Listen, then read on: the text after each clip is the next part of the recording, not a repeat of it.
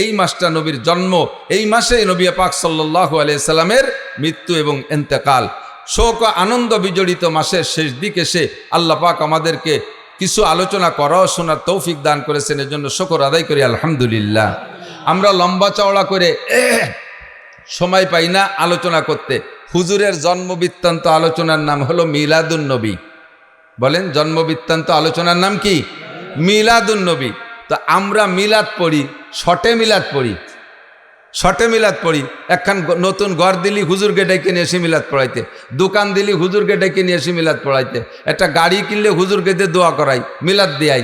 এরপরে নতুন ফসল আসলে বাড়ি হুজুরকে দিয়ে মিলাদ দেয়, ইত্যাদি ইত্যাদি শুভ লগ্নে আমরা মিলাদ দেয়, মিলাদ দেই না? কিন্তু মিলাদ মানে হুজুরের জন্ম, জন্ম বৃত্তান্ত কিসসা। এই যতটুক টাইমের ভিতরে হুজুররা মিলাদ পড়িয়ে দেয়, ওতে কি হুজুরের গোটা জীবনী আলোচনা করা সম্ভব না? এটা হলো শর্ট মিলাদ। এটা কি মিলাদ? শর্ট মিলাদ। এটা শর্ট মিলাদ। যেমন সূরা ইউসুফ, ইউসুফ নামে একটা সূরা আছে না কোরআন শরীফের ভিতরে? সূরা ইউসুফ মোটামুটি লম্বা একটা সূরা, যার ভিতরে ইউসুফ আলাইহিস সালামের বিস্তার কাহিনী আছে। এই যুবকরা, ছাত্ররা সবাই লক্ষ্য করবে। ইউসুফ আলাইহিস সালামের লম্বা কিসসা, পূর্ণাঙ্গ একটা কিসসা আল্লাহ তাআলা এক জায়গা এক ইউসুফ আলাইহিস সালামের কিসসা ছাড়া আর কোনো কিসসা একভাবে বর্ণনা করেন নাই। যার কারণে কিসসাটা বয়ান করে আল্লাহও খুব পছন্দ করছেন কিসসাটা।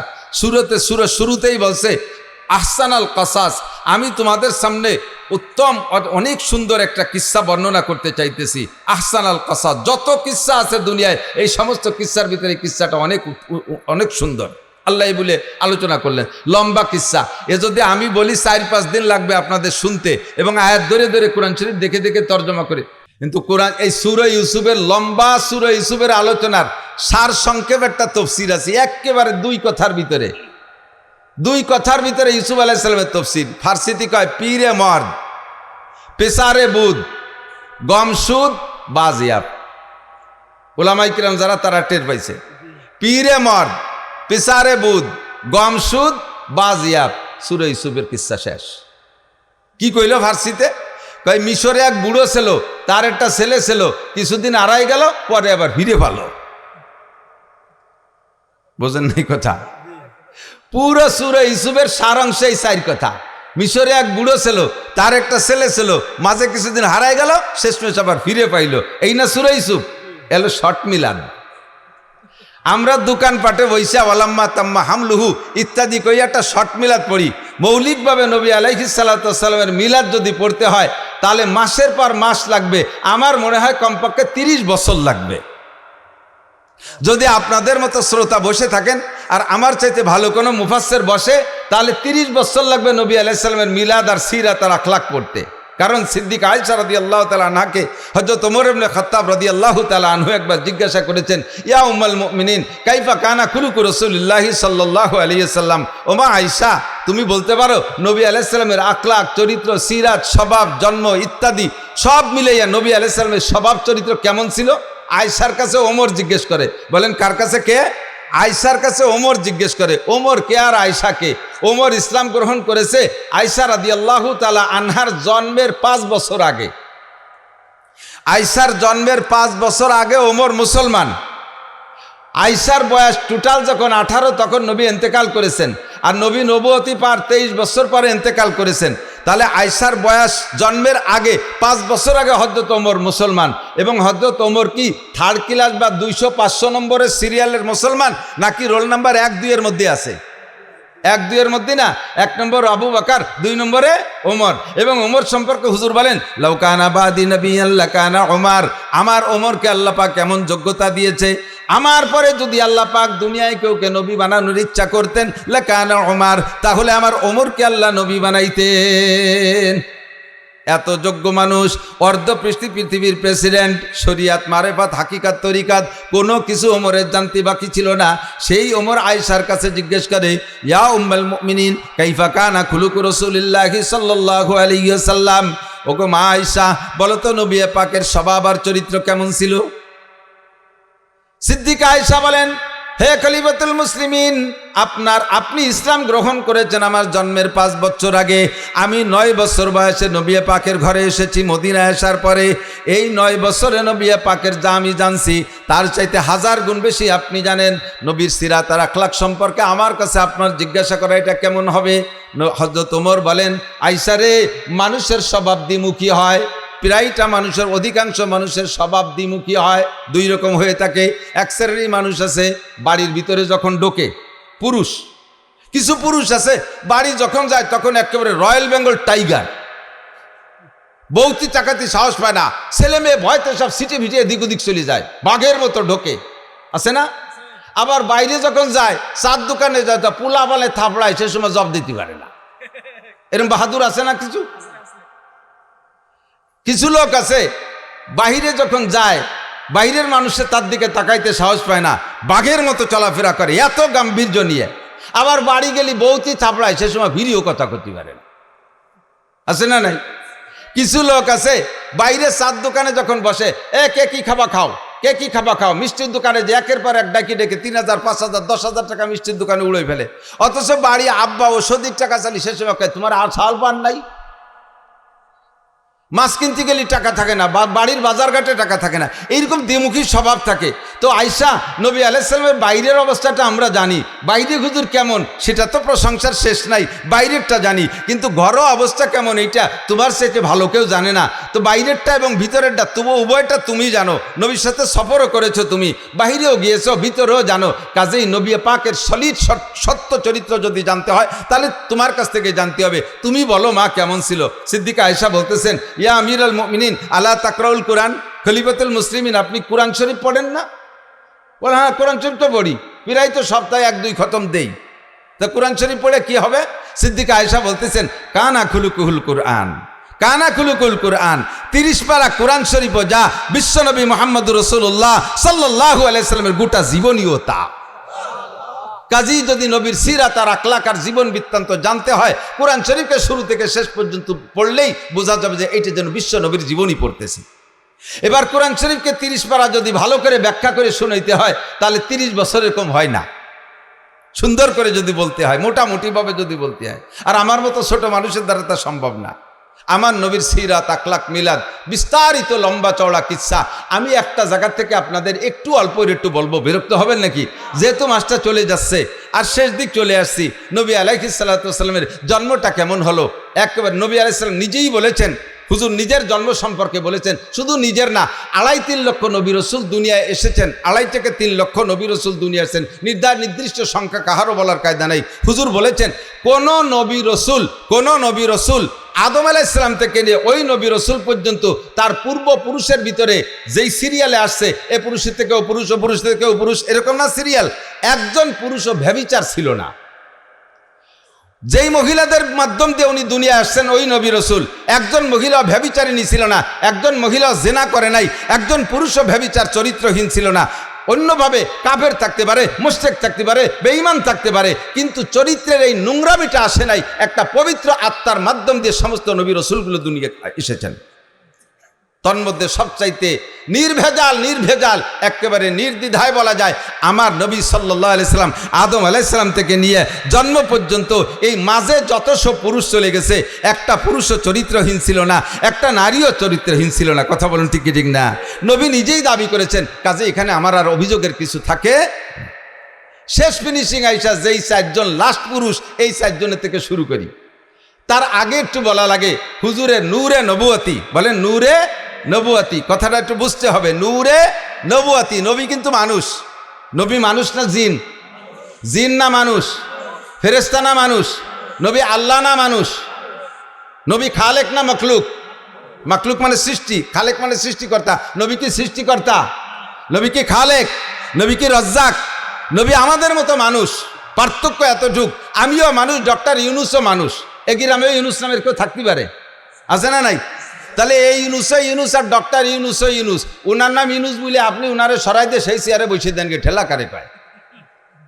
ওই ইউনুসটাও যা দিয়ে বানাইছে, এই ইউনুসটাও তাই দিয়ে বানাইছে। পার্থক্য আছে ভিতরে অনেক কিছু, ঠিক না? হাসিনা নামে টুঙ্গিপাড়া বহুত মহিলা আছে না নাই? তো এই হাসিনা আর শেখ হাসিনা কি এক হাসিনা? খালেদা নামে বাংলাদেশে আরো মহিলা আছে না নাই? এই খালেদা আর ওই খালেদা কি এক খালেদা? মানুষ হিসেবে আমি আর নবী আলাইহিসসালামে একই ম্যাটেরিয়াল দিয়ে তৈরি, কিন্তু আমার ভিতরে নূর ও নবুয়তি নাই, আমাকে আল্লাহ ওহী দেয় নাই, আমার কাছে জিবরাইল আসে না। নবী পাককে আল্লাহ তাআলা এই মাটির মানুষটাকে নূরে হিদায়াত দিয়া, নূরে নবুয়ত দিয়া, নূরে কোরআন দিয়ে আল্লাহ তাআলা তাকে সারা বিশ্বের শ্রেষ্ঠ মানুষে পরিণত করেছেন। ঠিক কি ঠিক না? এই যে লাইটটা বানাইছে কি দিয়ে? কাঁচের বডি না? হতে পারে কাঁচ, নাকি ইদানিং তো প্লাস্টিক চলতেছে, কাঁচই ধরেন, খেয়াল করেন, কাঁচের বডি, ঠিক না? এখন ওর মধ্যে লাইট যাওয়ার কারণে ওইটার নাম হয়ে গেছে কি? এই যে কাঁচ দিয়ে বানানো যে রডের মতো, এটার নাম কি? কাঁচ না লাইট? কাঁচ না লাইট? টিউবলাইট না? টিউবলাইট। বোঝেন নাই কথা? টিউবলাইট না? এই লাইটটা যদি কাইটে যায়, এখন ওটার মূল বডি তো বানানো কি দিয়ে? কাঁচ দিয়ে। এখন কি আপনি আপনার ছেলেরে বলবেন যে বাজারে তো এখন লাঠি কাঁচ কিনে নিয়ে আয়, এখন লাঠি কাঁচ কিনে নিয়ে আইতে, তাই বলবেন? কি বলবেন? একটা লাইট কিনে নিয়ে আয়, তাই বলবেন, ঠিক না? মূলত লাইট আলো, আলো ভিতরের টুক আলো, বডিটা কিসের? কাছের না? আমার নবীকে আল্লাহ তাআলা মাটি দিয়ে বানাইয়া গোটা আদম জাতিকে দামি বানাই ফেলাইছে। নবী পাক মাটির মানুষ, ভিতরে নূরের লাইট, হিদায়াতের নূর, নবুয়তের নূর, কোরআনের নূর ঢুকাই দিয়া তাকে নূরের নবী বানাই দিয়েছে। কন্যা সুবহানাল্লাহ, ঠিক কিনা? এই নূরের আগমন শুরু হয়েছে কোন জায়গার থেকে? শেষ জামানায় হযরত ইব্রাহিম আলাইহিস সালামের ছেলে ইসমাইল থেকে শুরু হয়েছে। ইসমাইল আলাইহিস সালামের ভিতরে আল্লাহ তাআলা আমাদের নবীর আগমন উপলক্ষে এই নূরে নবুয়তিটা ফোকাস দিয়ে দিয়েছে। ইব্রাহিম আলাইহিস সালামের দুই ছেলে ইসহাক আর ইসমাইল।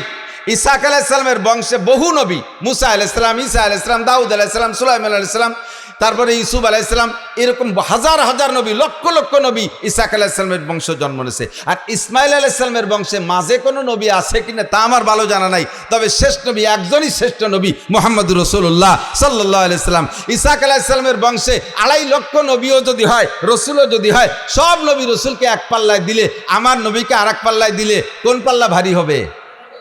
ভয় পাচ্ছেন? কোন নবীরে খাটো করছি না, নবীরা তো অনেক উপরের। তারপরে আল্লাহ তাআলা যদি আমাদের নবীকে দামি বানাইছে, বা দেখো দা বুজুর্গ তুই কিসসা মুক্তাসার, আল্লাহর পরে এই জগতে সবচাইতে দামি আমাদের নবী মুহাম্মদুর রাসূলুল্লাহ সাল্লাল্লাহু আলাইহি ওয়াসাল্লাম। কথা বলুন ঠিক কি ঠিক না? ইসমাইল আলাইহিস সালামের বংশে জন্ম নিয়েছে আমাদের নবী।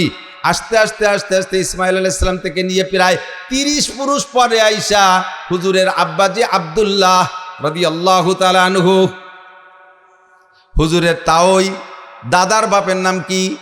দাদার বাপরে কি কয় আমাদের দেশে? তাওই। তাওই কয় না? দাদার বাপ তাওই বাপ, বুড়ো বাবা কয়। দাদির মারে বুড়ো মা, নানির মারে বুড়ো মা অথবা মাওই। তো হুজুরের আব্বা আব্দুল্লাহ, হুজুরের দাদার নাম হুজুর, তো হুজুরের আব্বা আব্দুল্লাহ, হুজুরের দাদার নাম আব্দুল মুত্তালিব বলে জানি। আর আব্দুল মুত্তালিবের বাপের নাম হাশেম। নাম কি? এই হাশেম হুজুরের চতুর্থ পুরুষ, হুজুর থেকে নিয়ে চতুর্থ পুরুষ। এত সুদর্শন, এত হ্যান্ডসাম পুরুষ ছিলেন, আল্লাহু আকবার। কুরাইশদের নেতা ছিলেন, মক্কার নেতা ছিলেন, কাবাঘরের জিম্মাদারি উনার হাতে ছিল। ইয়াং মানুষ, যুবক মানুষ, আল্লাহ। মক্কায় থাকতে উনার আরো কয়েকটা বিবাহ ছিল, সে সময় ততাধিক বিয়ে, এখনো তো সৌদি আরবওয়ালারা অনেক অনেক বিয়ে করে। তো উনার আরো বিবাহ ছিল, আরো সন্তানও ছিল। এই মক্কায় উনার স্ত্রী পরিবার পরিজন রেখে উনি তো মদিনায় যাওয়ার পরে মদিনার বাজারে যখন উনি ঢুকছে, তখন মদিনার বাজার দিয়ে দেখতেছে সবকিছু, তার মধ্যে দেখে পর্দা পুষিত তো নেই, সবই বেপর্দা।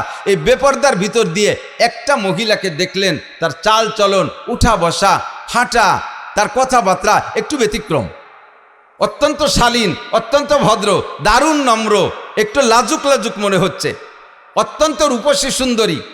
এই মেয়েটাকে দেখিয়া হাশেমের নজর পড়ছে, লোক লাগাইছে, দেখো তো এই মেয়েটার অবস্থা কি, মেয়েটা কি বিবাহিতা না অবিবাহিতা, বিবাহিতা হলে বা বিধবা কিনা, তার স্বামী আছে না নাই। লোক লাগায় রায়বার লাগায় দেখা গেল যেই মহিলাটার স্বামী মানে বিবাহিতা মহিলা, 2টা বাচ্চা আছে, কিন্তু তালাক প্রাপ্তা, তালাক হয়ে গেছে, বর্তমানে স্বামী নেই।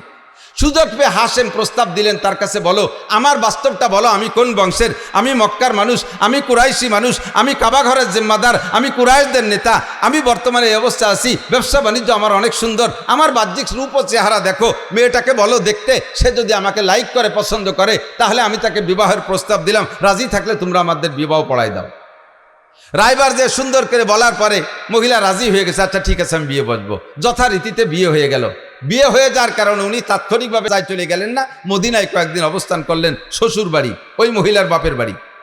সেখানে কয়েকদিন থাকার ভিতর দিয়ে আল্লাহর কুদরতি সিস্টেমে হাশেমের ভিতরে যে নূরে নবুয়তি চমকাচ্ছিল, ওই নূরে নবুয়তি ওই মহিলার গর্ভে চলে গেছে। মহিলা গর্ভধারিণী হয়ে গেছে। গর্ভ হয়ে যাওয়ার পরে উনি ওখানে স্ত্রীকে রেখে উনি গাজায় চলে গেছে। গাজায় ব্যবসা বাণিজ্যের ভিতর দিয়ে ওখানে ওনার ইন্তেকাল হয়ে গেছে। হাশেম আর ফিরে আসতে পারেনি। টাইম হয়ে যাওয়ার পরে মহিলা গর্ভপাত করেছেন, বাচ্চা ডেলিভারি করে দিয়েছেন। ডেলিভারির পর যেই বাচ্চাটা হলো, এই বাচ্চার ভিতরে এবার সেই হাশেমের রূপরেখা নূরে নবুয়তি বাচ্চার মধ্যে চমকাইতেছে। পরিবার পরিজনের সকল সদস্য বাচ্চার চেহারা দিকে মুগ্ধ হইয়া তার নাম রাখতে বাধ্য হয়েছে সাইবাতুল হামদ। সাইবাতুল হামদ মানে প্রশংসার ডিব্বা। এত চেহারা, এত রূপ, এত সবকিছু দেখে সবাই মুগ্ধ, নাম রেখে দিয়েছে সাইবাতুল হামদ। মায়ের কোলে থাকে, নানা বাড়ি থাকে, থাকতে থাকতে 5-6 বছর যখন বয়স হয়ে গেছে, তখন হাশেমের মক্কায় একটা ছেলে ছিল, নাম তার মুত্তালিব। একটু খেয়াল করতে হবে, খুব বুঝার নাম ছিল, তার নাম কি? মুত্তালিব। ওই হাশেমের ছেলে মুত্তালিব। মুত্তালিব খবর পাইছে আমার আব্বা মদিনায় একটা বিয়ে করছেন, সেই ঘরে আমার একটা ভাই জন্ম হয়েছে। আমার আব্বা তো দায় গিয়ে মারা গেছে, আমার বিধবা মায়ের কাছ থেকে দেখি আমার ভাইটাকে আনা যায় নাকি। মুত্তালিব চলে গেছে মদিনায়, যাইয়ে খবর নিয়ে খুঁজে পেয়ে গেছেন। পাওয়ার পরে বললেন যে মা, আমার ভাইকে আমার কাছে দিয়ে দেন, আপনি কষ্ট করবেন কেন, আমাদের সন্তান আমরা নিয়ে যাই। অনুমতি দিলেন, নিয়ে চলে আসলেন। উটের পিঠি বসাইয়া মক্কা থেকে মদিনা থেকে মক্কা 450 কিলোমিটার, 450 কিলোমিটার 7-8 দিন পর্যন্ত উটের পিঠে বসে আনতে আনতে আনতে যখন মক্কায় ঢুকছে, পিছনে ছোট বাচ্চা একেবারে ধুলায় ধূসারিত হয়ে গেছে, কাপড় চোপড় ময়লা হয়ে গেছে, গুলামের মতো দেখা যাচ্ছে। যখন মক্কায় ঢুকছে, মক্কিরা জিজ্ঞেস করছে, আব্দুল মুত্তালিব, তোমার পিছে কে বসা? ওনার পিছে কে বসা? মুত্তালিবের ভাই, মুত্তালিবের ভাই। এখন যদি বলে পিছনে আমার ভাই বসা, তাহলে ওনার ইজ্জত যায়। যে গুলামের মতো একটা ময়লা নোংরা ছিঁড়া কাপড় পরা পোলা, সে ওনার ভাই, এই বলে ওনার ইজ্জত যাবে। বিদায় উনি ভাই বলে পরিচয় না দিয়ে কয়, হাজা আব্দি, এটা আমার গুলাম। তো গুলামের মালিক মুত্তালিব, মুত্তালিব হলেন মালিক, আর এইটা হলো সাইবাতুল হামদ হলো গুলাম। আরবিতেই 2 শব্দের মিলে কয় আব্দুল মুত্তালিব, মানে মুত্তালিবের গুলাম। আসল নাম হলো সাইবাতুল হামদ। সাইবাতুল হামদ হলো হুজুরের দাদা। তো এখন মুত্তালিব পরিচয় দিচ্ছে, এটা আব্দুল মুত্তালিব, আমার গুলাম। এরপরে বাসায় নিয়ে ধুয়ে মুছে পরিষ্কার করে কাপড় চোপড় নতুন করে পড়াইয়া তার নামে তারে পরিচিত করে দিতে চেষ্টা করতেছেন। কিন্তু আর কোনোদিনও মানুষ তাকে সাইবাতুল হামদ বলে ডাকে না, তারা আব্দুল মুত্তালিবকেই ডাকে। এই আব্দুল মুত্তালিব ধীরে ধীরে বড় হইলে মুত্তালিবের স্থানে, হাশেমের স্থানে চাবি ছিল মুত্তালিবের কাছে, মুত্তালিবের স্থানে এবার চাবি পেয়ে গেছে এই সাইবাতুল হামদ আব্দুল মুত্তালিব। কাবাগরের চাবি ওনার হাতে, মক্কার নেতৃত্ব ওনার হাতে।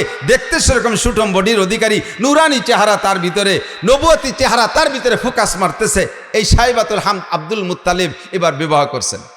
বিবাহ করার পরে একটা সন্তান হয়েছে হারেস। নাম কি? হারেস। আব্দুল মুত্তালিবের প্রথম সন্তানের নাম হারেস। এই ছেলেটা বড় হয়ে উঠছে, মাঝে আর তেমন কোনো সন্তানাদি নেই। তো এই একটা হারেসকে নিয়ে আব্দুল মুত্তালিব কিতাবাদি পড়ে সন্ধান পাইছে যে কাবাগরের পাশে হযরত ইসমাইল আলাইহিস সালামের পায়ের ধাক্কায় জমজম কূপ হয়েছিল। কালের আবর্তে এই জমজম কূপ বন্ধ হয়ে গেছে। দেখি জমজম কূপ কোথায়, সব কিছু ম্যাপ মানচিত্র মাপিয়ে জমজম কূপের স্থানটা নির্ণয় করে হারেসকে নিয়ে 2 বাপ বেটা গেছে সেই জমজম কূপ খনন করতে। তার উপরে অনেক পাথর চাপা পড়ে আছে। 2 বাপ বেটা পাথর সরাইয়া জমজম কূপকে আবিষ্কার করবে, বের করবে, এটা খুব কঠিন ব্যাপার। 2 দিন 3 দিন পর্যন্ত খোঁজার পরে জমজম কূপ বের করতে পারে নাই। একটা সন্তান, তো আমাদের দেশে সুখী সন্তান, এক সন্তানের আব্বা বহুত আছেন না? ছেলে হোক মেয়ে হোক, কয়টা? একটা অথবা 1.5টা অথবা 2টা। 1.5টা মানে ঠ্যাং একখান নাই, হাত একখান নাই, আজ কোন পঙ্গু হয়েছে, আর একটা পুরো সুখী সংসার। এবার আমরা অত্যন্ত খুশি। একটা ছেলে একটা মেয়ে, জায়গা জমি বহুত কিছু আছে, ব্যবসা বাণিজ্য আছে, বড় আনন্দিত। তবে এক সন্তানের বাপ হওয়া অতটা সুখের বিষয় না। সময় সময় এক সন্তানের বাপ মহা বিপদেও পড়ে যায়। কথা কন না কেন? যেই বিপদে পড়ে আব্দুল মুত্তালিব আল্লাহর কাছে মান্নত মানছে। আমাদের দেশের বিপদ কি? আপনার পাশের বাড়িওয়ালা যদি থাকে, পাশের বাড়ি আপনার এক স্বাস্থ্য বাড়ি যদি 7টা ছেলে হয়, 7 ছেলের বাপ, তাহলে যেই বাপের 7টা ছেলে একবারে ঝাঁকা মারিয়ে তাগড়া জুয়ন হয়ে ওঠে, 80 বছরে বাপেরও ফিরে যৌবন ফিরে আসে ছেলেদের শক্তির সাথে সাথে। এরা 8 বাপ বেটা লাইঠেল। আর আপনারা সুখী সংসার 2 বাপ বেটা, সুখী সংসার 2 বাপ বেটা, আর ছেলে মেয়ে নেন নাই। আর উনরা 8 বাপ বেটা। আটখানিক জায়গা নিয়ে পাশের বাড়িওয়ালার সাথে যদি গন্ডগোল লেগে যায়, দুই বাপ বেটা 8 বাপ বেটার সাথে যদি লাইগে যায়, এই সুখী সংসার ওই 8 বাপ বেটার সাথে অসুখী সংসারের সাথে যদি পিঠে পিঠি লাগে, মায়ের কারা খাবে? সুখী সংসার মায়ের খেয়ে শুয়ে যাবে না? কথা কয় না। দুই বাপ বেটারে বাল হইয়া 8 বাপ বেটা একেবারে দোড়াচাপের মতো টান টানুরি রাস্তায় শোয়াই দিছে, পুরো মারিয়ে ফেলে নাই, মরে নাই। তো বুড়ো এই 80 বছর বয়সে সুখী সংসারের বুড়ো মায়ের খাইয়ে টান টান হইয়া এখন লম্বা লম্বা হাই ছাড়ে আর আর যদি 2 সাইডে থাকতো তাহলে এরকম জোড়া বাড়ি খাতাম না, আর 2 সাইডে থাকলি জোড়া বাড়ি খাইতাম না। বসছে কোন সময়? যে সময় ওনার পার্স পাতি সব শেষ। আর হাজারো চেষ্টা করলে 2 সাইডের বাপ হওয়া সম্ভব, আল্লাহ যদি দেয় সেটা তার ব্যাপার। অসময় আছে তুমি সুখী সংসারে দুঃখী সংসারে অনুভব করতে পারছো।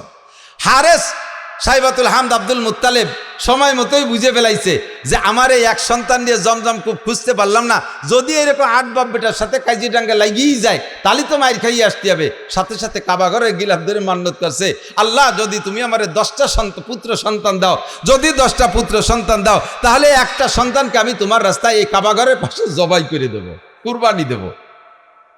কি এই সামান্যতের মান্নত চিনতে হতে পারেন?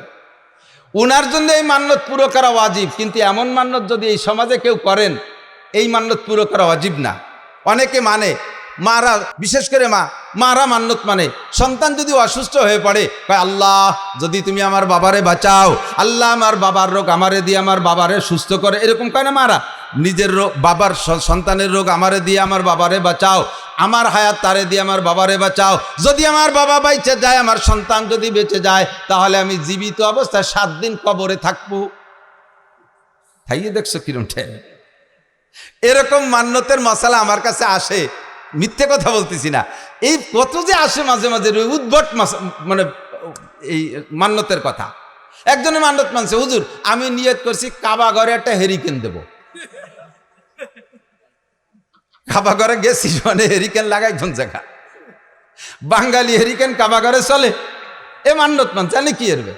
এরকম কঠিন কঠিন প্রশ্ন। 7 দিন কবরে তাজা অবস্থায় থাকবো, থেকে দেখছেন একদিন? আরে মরার পরে একদিন থাকবো কিভাবে, সেই চিন্তায় ঘুম হয় না। মরার পরে কিভাবে কবরে থাকবো একদিন, সেই প্রথম রাতটা নিয়ে এই চিন্তা। কবরের প্রথম দিন, মার রব্বুকা মা দীনুকা আমান হাদার রাজুলুল্লাযী বুইসা ফীকুম, 3টা প্রশ্নের জবাব আমাকে কবরে থেকে দিতে হবে। 3টা প্রশ্ন হবে আমার জন্য, আমার সামনে। এই 3 প্রশ্নের জবাব না দিতে পারলে আমার খবর আছে। ওই রাতটা, ওই দিনটা, প্রথম দিন কবরের ওই সময়টা নিয়ে চিন্তা করে তাই রাতে বিছানায় পিঠ দিয়ে ঘুম আসে না টেনশনে। যারা চিন্তা করে, কথা কন না ঠিক কি ঠিক না? যাদের মধ্যে চিন্তা আছে তারা ভয় পায়। আর তাজা 7 দিন কবরে থাকবা, এইরকম মান্যত যদি কেউ মানে, এই মান্যত পুরো করা লাগবে না, তার তওবা করে কিছু সদকা আল্লাহর রাস্তায় দিয়ে দিলে হবে। কিন্তু আব্দুল মুত্তালেবের মান্যত পুরো করা লাগবে, সাইবাতুল হামদের মান্যত পুরো করা লাগবে। 10টা পুত্র সন্তানের দোয়া করেছে আল্লাহর কাছে, আল্লাহ যদি 10টা পুত্র সন্তান দাও, একটাকে আমি তোমার রাস্তায় কুরবানি করে দেব। আল্লাহ টপ টপ করে একের পর এক 10টা পুত্র সন্তান দিয়ে দেছে। জমজম খুব খনন করতে সন্তান লাগবে, এই জন্য 10টা সন্তান চাইছে। কয় বাব্বিটা মিলিয়ে এবার জমজম খুব আবিষ্কার করেও ফেলাইছে। এখন সন্তানরে কুরবানি দাও, কুন্ডারে কুরবানি দেবে। ভাগ্যক্রমে আস্তে আস্তে 10 নম্বর সন্তান আব্দুল্লাহর ভিতরে, ওই সাইবাতুল হামদের মধ্য থেকে এতদিন অন্য কোন সন্তানের ভিতরে প্রকাশ পায় নাই, আব্দুল্লাহর ভিতরে নূরে নবুয়তি চমকাইছে। 10টার ভিতরে এবার যেটা সবচাইতে সুদর্শন চেহারাওয়ালা, তারে কি হাতে ধরে জবাই দিতে মনে কয়? চাইতেছে যে ঘুরে ফিরে অন্য একটারে, যেটা বুসা টুসা একটু কালা টালা আছে, ওর একটারে মাইরি দিয়েছে, মান্যত পুরো করে। কিন্তু তবুও তো সন্তান, তবুও কোনোভাবে কি আব্বা জবাই দেওয়া সম্ভব? কিন্তু মান্যত করছে, আল্লাহর ওয়ার্ডার পূরণ করতেই হবে। এখন কারে জবাই দেবে কোনো নির্ধারিত করে না যে 8 নম্বর ডানা, 6 নম্বর ডানা, 1 নম্বর ডানা, 10 নম্বর ডা। কাজেই একটারে বের করতে লটারি লাগবে। এবার একের থেকে, হারেস থেকে নিয়ে লটারি করা শুরু করছে। যে কয়বার লটারি করছে 3 বার, প্রত্যেকবার আব্দুল্লাহর নাম আসে। যেটারে সবচেয়ে ভালোবাসে, যারে বাঁচায় রাখার জন্য লটারির পদ্ধতিতে গেলেন, সেইটার নামই আসে বারবার। তো যেহেতু 3-4 বার বা প্রত্যেকবার লটারিতে ওই একই নামে আসে, এখন তারে তার বাঁচানোর উপায় নাই। তো বাবা জামা কাপড় পরে রেডিও, তোমারে জবাই দিই। আল্লাহর হুকুম, আল্লাহর মান্যত পুরো করতে হবে। বাস্তব কাজেই ছেলেও কোনো দ্বিমত না করে, জি আব্বা চলেন যাই। ছেলেকে নিয়ে গোটগাট করে রওনা দিছে, কাবার পাশে নিয়ে তো জবাই করবে। তো আব্দুল্লাহর বোন একেবারে উনার মায়ের পেটের যে বোনটা, এই বোনটা বারবার কাঁদতেছে, আব্বা তুমি দরকার আমারে জবাই দাও, আমার ওই ভাইটারে জবাই দিও না, ও ভাইয়ের মধ্যে কিছু না কিছু আছে, ভাইয়ের ভিতরে অন্য কিছু থাকতে পারে, ভাইয়ের যে চেহারা, আব্বা হাজার হাজার মানুষ তার পাগল, তুমি আমার ভাইরে জবাই না দিয়ে আমারে জবাই দাও। বুনে কাঁদতেছে। মা সেটা তো আসলো না লটারিতে, তোর নামও তো লটারিতে টানিয়ে দেখলাম, তাও তো আসে না, কি করব? তখন আব্বা একটা পদ্ধতি অবলম্বন করেন, যদি এসে যায় ভাগ্য পরিবর্তন হয়েও যেতে পারে, 10টা উটের সাথে আর আমার ভাই আব্দুল্লাহর সাথে একটা লটারি টানেন। 10টা উট আর আব্দুল্লাহ, দুইজনের মধ্যে লটারি টানেন। সেই সময় একজন মানুষকে যদি কেউকে যদি কেউ হত্যা করতো, একজন মানুষের জীবনের বিচার 10টা উট, সেই জন্য 10 উটের সাথে লটারি টানতে বলছে। তো 10 উটে লটারি টানছে, এ জায়গা 10 উটের নামে লটারি আসে নাই, আব্দুল্লাহর নামে শিখেছে। কাব্বাত আলী 20টায় টানেন, 20টায় টানছে, তা আব্দুল্লাহর নাম। 30টায় টানেন, তা আব্দুল্লাহর নাম। 40টায় টানেন, তা আব্দুল্লাহর নাম। 90টায় টানেন, তাও আব্দুল্লাহর নাম। কয় যে মা আর বাঁচানো গেল না, আর কত টানবো? কয় যে আব্বা আর শেষবারের মতো 100 উটির সাথে একটা টান দিয়ে দেন। একদিকে 100 উট, আর একদিকে আব্দুল্লাহ। এই 100 উট আর আব্দুল্লাহর ভিতরে লটারি টানলে এবার 100 উটের নামে লটারি আসছে, আব্দুল্লাহ বাইসে গেছে। বলেন আল্লাহু আকবার। আল্লাহ নবী আলাইহিস সালামকে আল্লাহ তাআলা দুনিয়া আনতেছেন, সবাই টাকা দেন, নেওয়া যাবে না। আর দোয়াই দেখছো, গাই দোয়াইছো কোনোদিন? না ফানাইয়ে দোয়ানো যায়, দই টান দিলি বান ছিঁড়ে যায়, দুধ বেরিয়ে।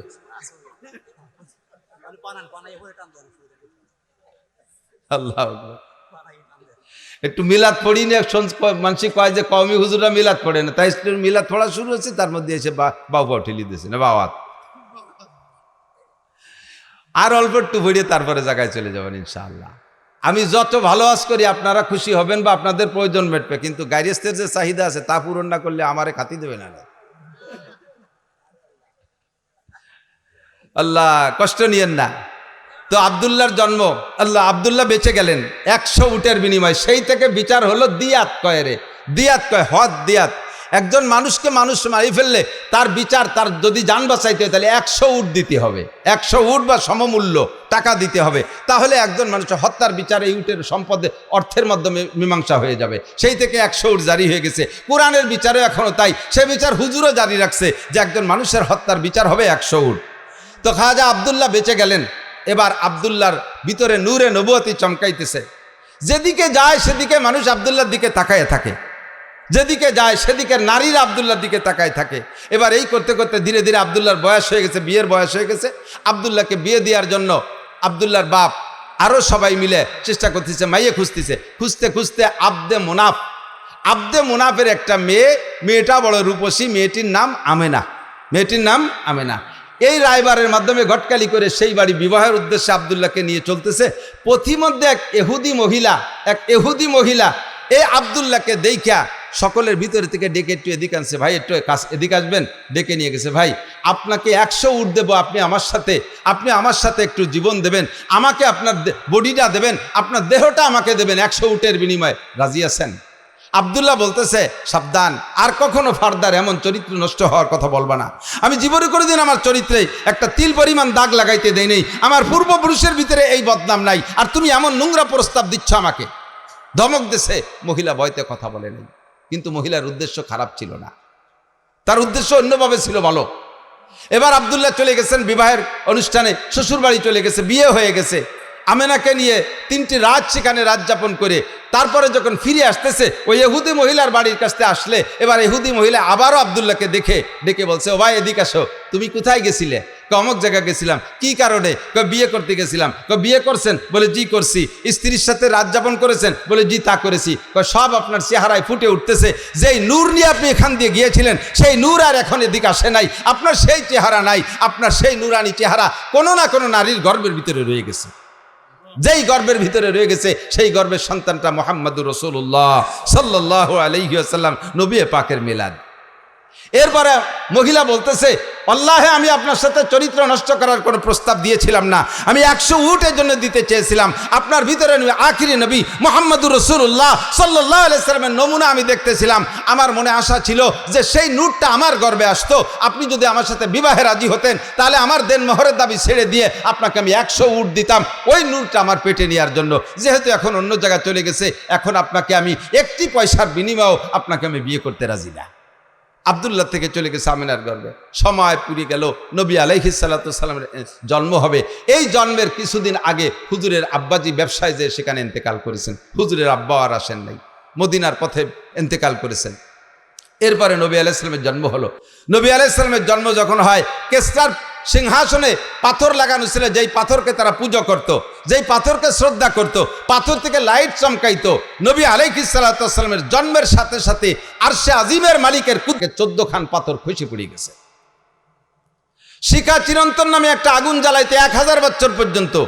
নবী আলাইহিস সালামের জন্মের সাথে সাথে এই 1000 বছরের যে শিখা চিরন্তন, যাকে অমুসলমানরা পূজা করত, ধম করে সঙ্গে সঙ্গে নিভে গেছে।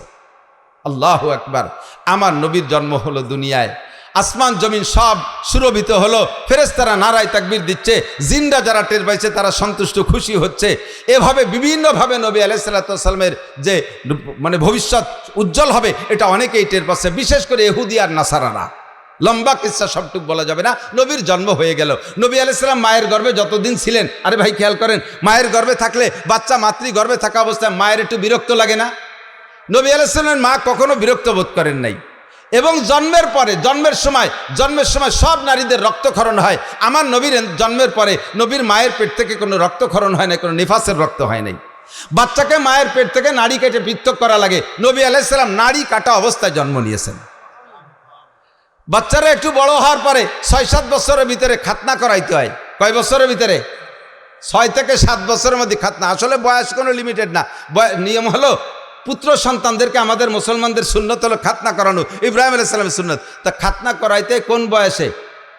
মানুষের সামনে বাচ্চাটার প্যান্ট খুলতে গেলে, পরনের কাপড় খুলতে গেলে যখন লজ্জাবোধ করে, তার সেই লজ্জার টাইমের ভিতরে তারে খাতনা করাই দিতে হয়। তো লজ্জা বোঝে কোন সময়? 2-3 বছরের লজ্জা বোঝে, 3-4 বছরের লজ্জা বোঝে, 5 থেকে 6-7-এর ভিতরে সে লজ্জা বোঝে। মানুষের সামনে এবার প্যান্ট খুলতে গেলে, আমার ছেলেরে নিয়ে গেছি নদীর ঘাটে গোসল করতে, যে বললাম আব্বু তোমার শুকনো প্যান্টটা খুলিয়ে গোসল করো। সে সময় তার 6-7 বছর বয়স। ওরে আমি খোলার জন্য চেষ্টা, তুই চিবিয়ে দূরে দাঁড়, না আমি বলবো না, আঞ্চির মধ্যে ন্যাংটা হবো না। বুঝলাম যে ওর মুসলমানি দেওয়ার বয়স হয়েছে। এই বয়সের মধ্যে মুসলমানি দিতে হয়। যদি মশালা এইটাই হয় যে মানুষের সামনে শরম গা বের করতে যখন লজ্জা পায়, ওই সময় তারে খতনা দিয়ে দিতে হয়, তাহলে আমাদের দেশের বর্তমান ছেলেদেরকে 20-22 বছরও মুসলমানি দেওয়া যায় না। কারণ 5-7 জন গোল হয়ে দাঁড়াইয়ে সেন্টারে দাঁড়ায় পেশাব করে, একে অপরের শরমকা দেখে একটুও লজ্জা পায় না। রাস্তার পাশে দাঁড়াইয়ে চেন টাইনি দিয়ে আশাইল বাগান ভিজে দিচ্ছে, সেচ দিয়ে দিচ্ছে, একটুও লজ্জা পায় না। কাজেই তাদের আর মুসলমানির বয়স এখনো পর্যন্ত হয় না, তাই নাকি? আমার নবীকে কোনো দুনিয়ার মানুষের সামনে তার শরমগা খুলবে না, বিদায় আল্লাহ তাআলা তাকে জন্ম থেকেই এইটা হেফাজত করেছে। জন্মসূত্রে নবী খাতনা করা অবস্থায় জন্ম নিয়েছেন। যদি কেউ জন্মসূত্রে কোনো বাচ্চা খাতনা অবস্থায় জন্ম নেয়, আমাকে দেশে কয় পিরির সুন্নত হয়েছে। কোনো পিরির কোনো সুন্নত আছে না, এটা কাজ সুন্নাত, নবীর সুন্নাত।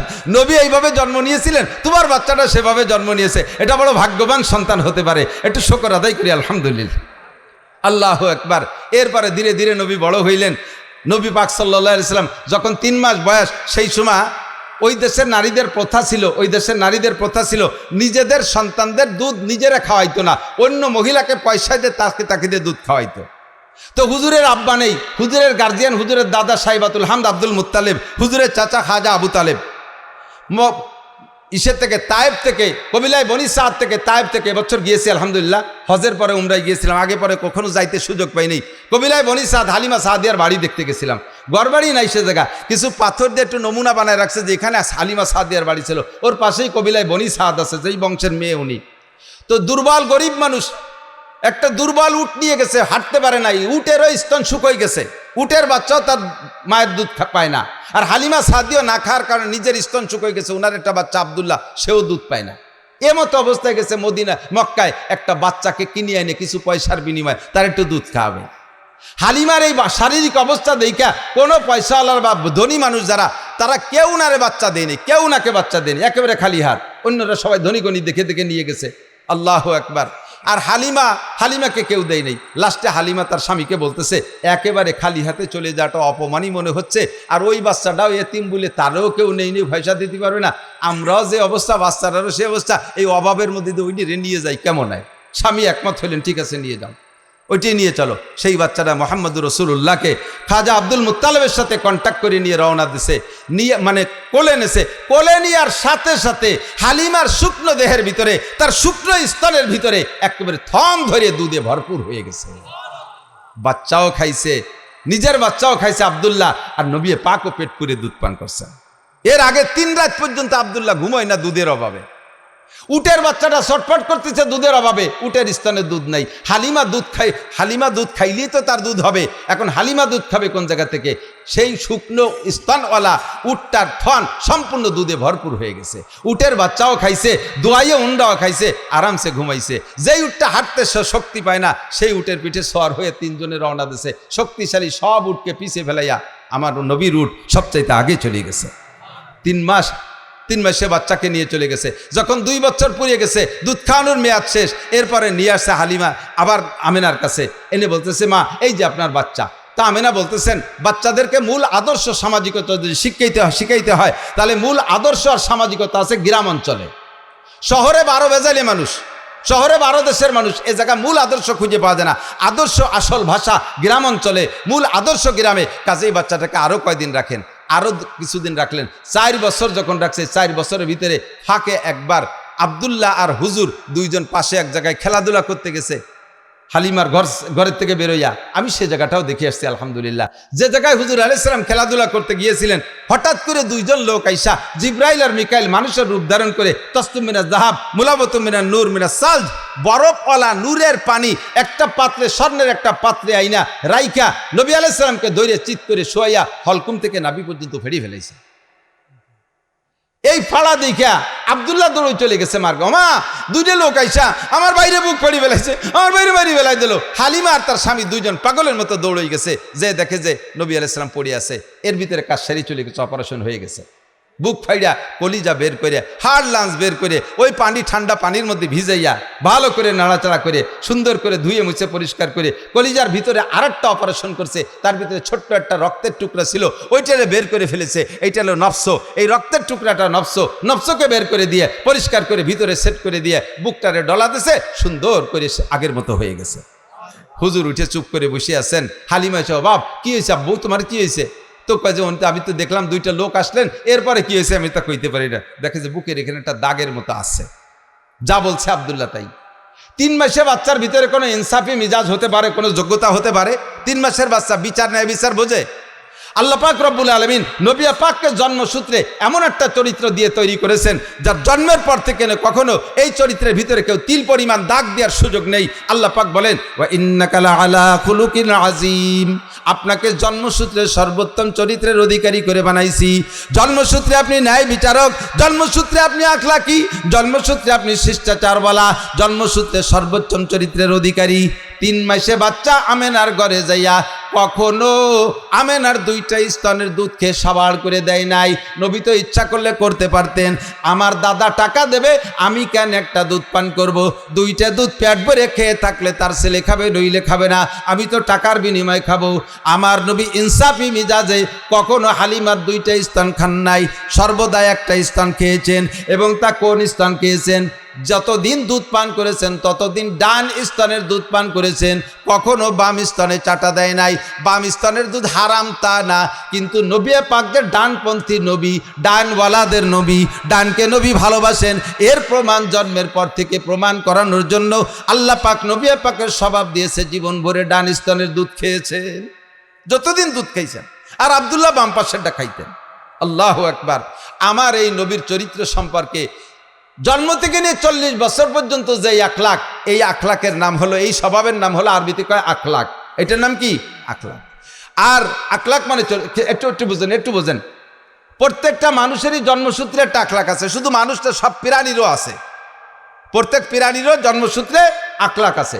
জন্মসূত্রে যেই স্বভাবটা নিয়ে আসে এর নাম আখলাক। খিলকাত মানে জন্ম, জন্মসূত্রে স্বভাবের নাম হলো আখলাক। যেমন এদিক তাকান, মুরগির বাচ্চা ডিমিতে বেরোয়, মুরগির বাচ্চা ডিমিতে বেরোয় না, ডিমিতে বেরোইয়া ওর দুধ খাতি হবে না খুদ খাতি হবে, এর কোন স্কুলই পড়ানো লাগে?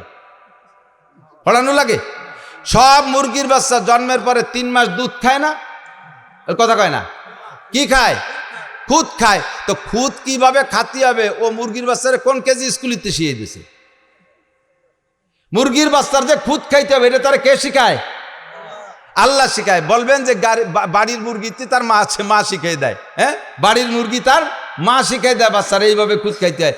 বাড়ির মুরগিতে তার মা বাচ্চারা শিখাই দিল, কিন্তু পোল্ট্রি মুরগির মার নাম কি? তাকে কি মা আছে? কিন্তু তারা খায় কি খায় না? বরং সে গেছে বেশি খায়। এই খাওয়া শিখাইতেছে কে? যেই আল্লাহ শিখাইতেছে। এইটা হলো জন্মসূত্রে স্বভাবের নাম আখলাক। সব প্রাণী স্তনপায়ী বা প্রাণীরা তারা মায়ের স্তন থেকে দুধ খায়, বুকের ভিতরে নরম একটা বান গেলে চুষা শুরু করে, এটা ঠিক আছে। ছাগলের বাচ্চা জন্মের পরেও মায়ের স্তন মুখে দিলে সে চাটে, কিন্তু চাটার ফাঁকে স্তনে একটা মুখ দিয়ে ধাক্কা দেয়, দেয় কি দেয় না? এই ধাক্কা শিয়ে দিল কিনা? এই যে ধাক্কা দেয় এটা হলো তার আখলাক, এটাই তার স্বভাব। মানুষের বাচ্চা দেখবেন দুধ খায়, এক স্তন মুখে দিয়ে চাটে, ওই বাচ্চাটা মার আর এক দুধের বুটা এরকম নাড়াচাড়া তালে দেয়। ওই বুটা নাড়াচাড়া দিলে ওই বুটার ভিতরে দুধ আসে, এলো পানায়। এটাই সিস্টেম, এটা আখলাক, এটা ওরা শিয়ে দেওয়া লাগে না, ঠিক না? এইরকম আখলাকগত দিক দিয়েও যদি বিবেচনা করেন, তাহলে আমার নবীর আখলাকের চাইতে জগতে আর শ্রেষ্ঠ আখলাক ওলা কেউ হইতে পারে? এই নবীর আখলাক নিয়ে যদি কেউ কটূক্তি করে, সমালোচনা করে, কেউ যদি গালি দেয় আর নিন্দা করে, তাহলে তার মুখে আমরা ময়লা মাখাইয়া জুতো মারি। কথা বলুন ঠিক ঠিক না? আমার নবীর সম্পর্কে কেউ যদি কথা বলে, একটা ফুলের টোকা মারে, আমার জীবন দিয়ে তার প্রতিবাদ করতে প্রস্তুত যুবক। কথা বলো ঠিক ঠিক না? কখন আমরা এটা সহ্য করতে পারি না। এজন্য আপনাকে আমাকে আল্লাহ পাক রব্বুল আলামিন নবী মদিনায় যাওয়ার পরে মহব্বতের সাথে ডাক দিয়ে বলে, ইয়া আইয়ুহাল্লাযীনা আমানু, হে অন্ধ জগতের অটল বিশ্বাসী পাগলরা। কুরআন শরীফের ভিতরে যত আয়াত আছে ইয়া আইয়ুহাল্লাযীনা আমানু, এই আয়াতগুলো মদিনায় নাজিল হয়েছে।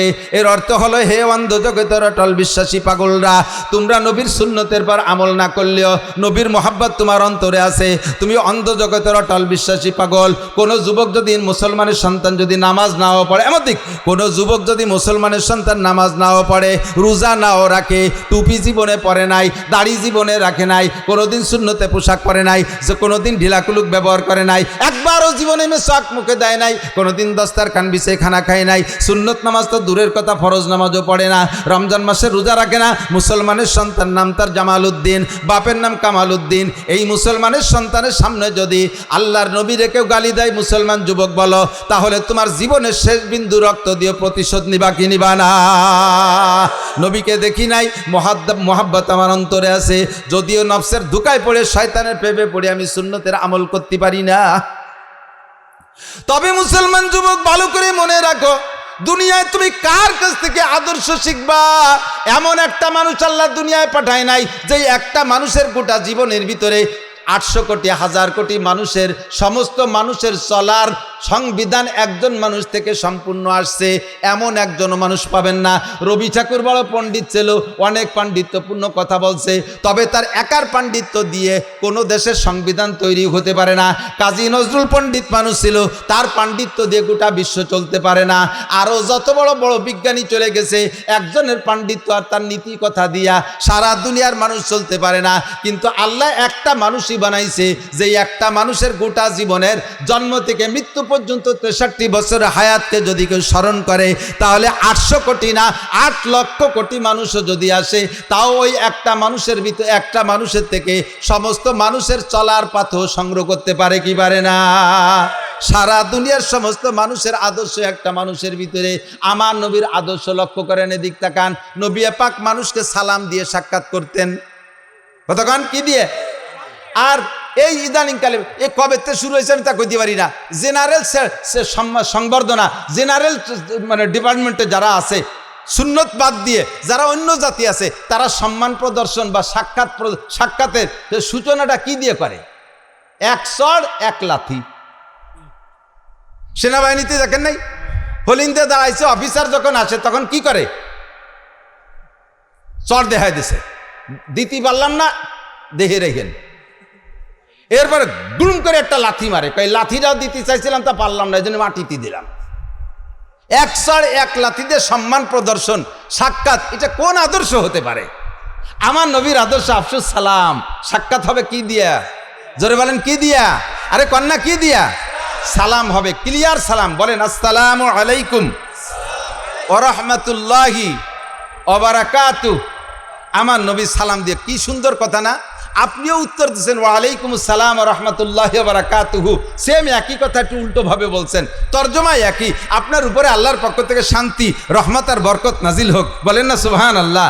আমিও বলছি, আপনিও বলছেন। হুজুর বলেন আফসুস সালাম, বাপে ছেলেরে সালাম দাও, স্বামী স্ত্রীকে সালাম দাও, স্ত্রী স্বামীকে সালাম দাও, সন্তানরা আব্বারে সালাম দাও, দাদাই নাতিরে সালাম দাও, নানায় নাতিরে সালাম দাও, উস্তাদ ছাত্ররে সালাম দাও, ছাত্র উস্তাদরে সালাম দাও, চাচায় ভাতিজাকে সালাম দাও, সবাই সালামের প্রচলন দাও, তার মানে দোয়ার প্রচলন দাও। এত মানুষ যদি একে অপরকে দোয়া করে, আসমান থেকে রহমত আর বরকত নাজিল হইতে বাধ্য। পদ্ধতিরা কত সুন্দর না? এরপরে আসেন একটু সাক্ষাতের একটু মুসাফা করেন, হাতে হাত মিলিয়ে সুন্দর করে একটা জাকি দেন। আমার নবীর আদর্শ, হাতে হাত দিয়ে মুসাফা করে হাতে জাকি দিলে নবী বলেন হাতের থেকে সমস্ত সগীরা গুনাহ ঝরে পড়ে যায়।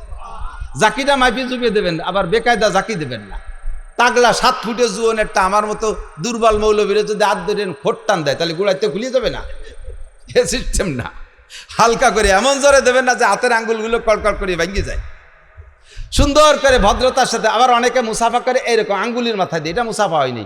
দুইজনের বৃদ্ধাঙ্গুলের গোড়া এক জায়গায় মিশে যাবে, এভাবে সুন্দর করে হালকা করে একটু মৃদু চাপও দেবেন, হালকা একটা জাকি দেবেন মোহাব্বতের সাথে। সবচেয়ে সুন্দর 2 হাত দিয়ে করা, আপনারও 2 হাত, তারও 2 হাত।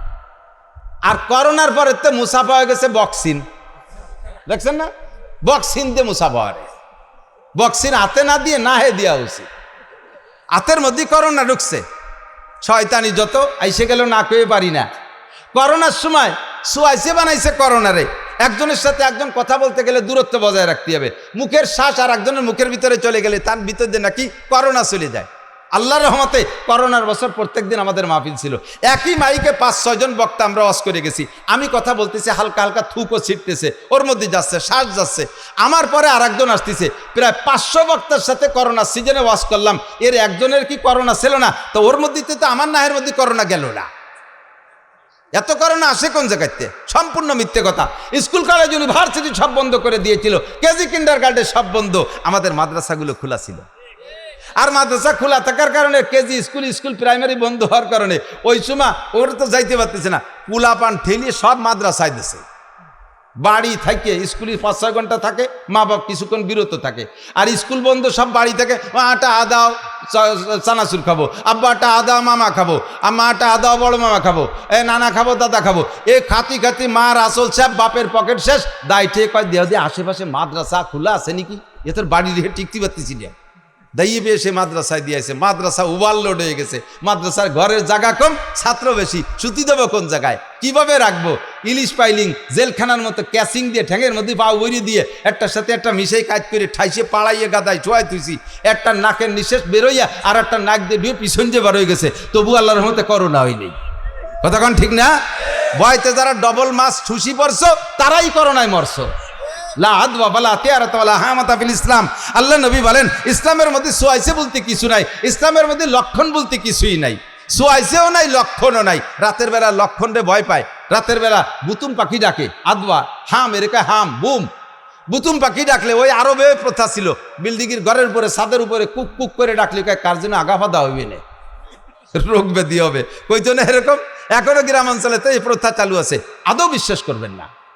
সে ডাকতেছে রাতের বেলা, সে জিকির করে, কুক কুক করে জিকির করে। আর আপনি যদি কন যে ও রোগ ব্যাধি ডাকি আনতেছে, তো জিকির করবে কি? আপনি তো না হেতেল যে ঘুমাইছেন, ও তো একটু জিকির করে। তাও যদি আপনার রোগ আনে তাহলে আনলি আনো। কাউরা বাড়ির মধ্যে ডাকতে ডাকতে গেছে, কি যেন দুঃসংবাদ দিয়ে গেল। তা কাউ বাড়ির মধ্যে ডাকতে ডাকতে কি করে কা কা করে ডাকছে না? তা কাউ কি কাকা ছাড়া আর কি কোরআন শরীফ পড়তে পড়তে যাবে? তুমি মুসলমানের জীবনে আলহামদুলিল্লাহ পারো না, আর কাউরিতে কোরআন শরীফ পড়াচ্ছ। আর সে ডাকলি তোকে যদি গজব আসে তা আসুক, কিছু মনে করবে না, এগুলো কিছুই না, ফর নাথিং। ইসলাম যা বলতে চাইছি, এই সেই শেখে শুরু হয়েছে বক্সিং দে মুসাফা, এটা সম্পূর্ণ সুন্নতের খেলাফ। মুসাফা করবেন নিয়মতান্ত্রিক। এরপর একটু মোয়ানাকা, নবী পাককে ভালোবাসা বিনিময়, সিনার থেকে সিনার সাথে মোহাব্বত বিনিময় করা হয়, গলার সাথে গলা মিশন, আরবিতে কয় মোয়ানাকা। উনুকুন মানে গর্দান, দুইটা গর্দানকে মিলানুকে বলা হয় মোয়ানাকা। এটা হবে সিস্টেম, প্রত্যেকের ডাইন পাশে একবার, প্রত্যেকের ডাইন পাশে আবার মুখস্থ করেন। মোয়ানাকা কয়বার? কুলাকুলি কয়বার? প্রত্যেকের ডাইন পাশে, আপনিও ডাইন আনবেন আমিও ডাইন আনবো, তাহলে এক পাশ হবে, তিন পাশ না, এক পাশে গলা মিশিয়ে দেবেন, সুন্নাত। গলা মিশেবেন, পেট না। বুড়ি এত বড়, গলা মিশানো কত কঠিন না? পেটে পেটে দুই ঘষায় দিয়েছিল, এটা সুন্নতই নেই। মহানাকা কুলাকুলি, স্বামীতে স্ত্রীর সাথে কুলাকুলি করবে, স্ত্রী স্বামীর সাথে করবে, তাই বলে কোনো দুলোভাই শালির সাথে মহানাকা করবে না, কুলাকুলি করবে না। ও জায়গা কুলাকুলি করলে কবিরা গুনাহ, জিনার গুনাহ। কথা বলুন ঠিক ঠিক না?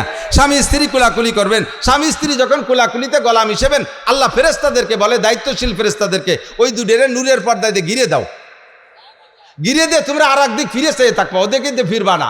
ওরা ওই অবস্থায় সারা রাত যা করুক, ওকে আমল নামায় নফল নামাজ লিখতে থাকো। বলেন না সুবহানাল্লাহ? নবী পাকের আদর্শ সব জায়গা সুন্দর না অসুন্দর? আমার এক হিন্দু ভক্ত আছে, অনেক হিন্দু ভক্ত আছে, ওই হিন্দু ভক্তরে কইলাম, আমাদের ইসলাম তো সব জায়গা আছে, আমি একটা কয়ে দিতে পারি, যেখানে হাত দেবো সেই জায়গায় ইসলাম। সব জায়গা দোয়া কালাম আছে না নাই? স্বামী স্ত্রী মিলনের আগেও দোয়া আছে না নাই? আল্লাহুম্মা জান্নিবনা শায়াতিন ওয়া জান্নিবিশ শায়াতিনা ফীমা রাযাকতানা। এসে গেলে একটু বলে যাই, মানুষের যখন স্বামী স্ত্রী মিলনে যায়, তখন চরিত্রহীন শয়তান ওই পুরুষের সাথে ওই একসাথেই মিলনে শরিক হয়ে যায়।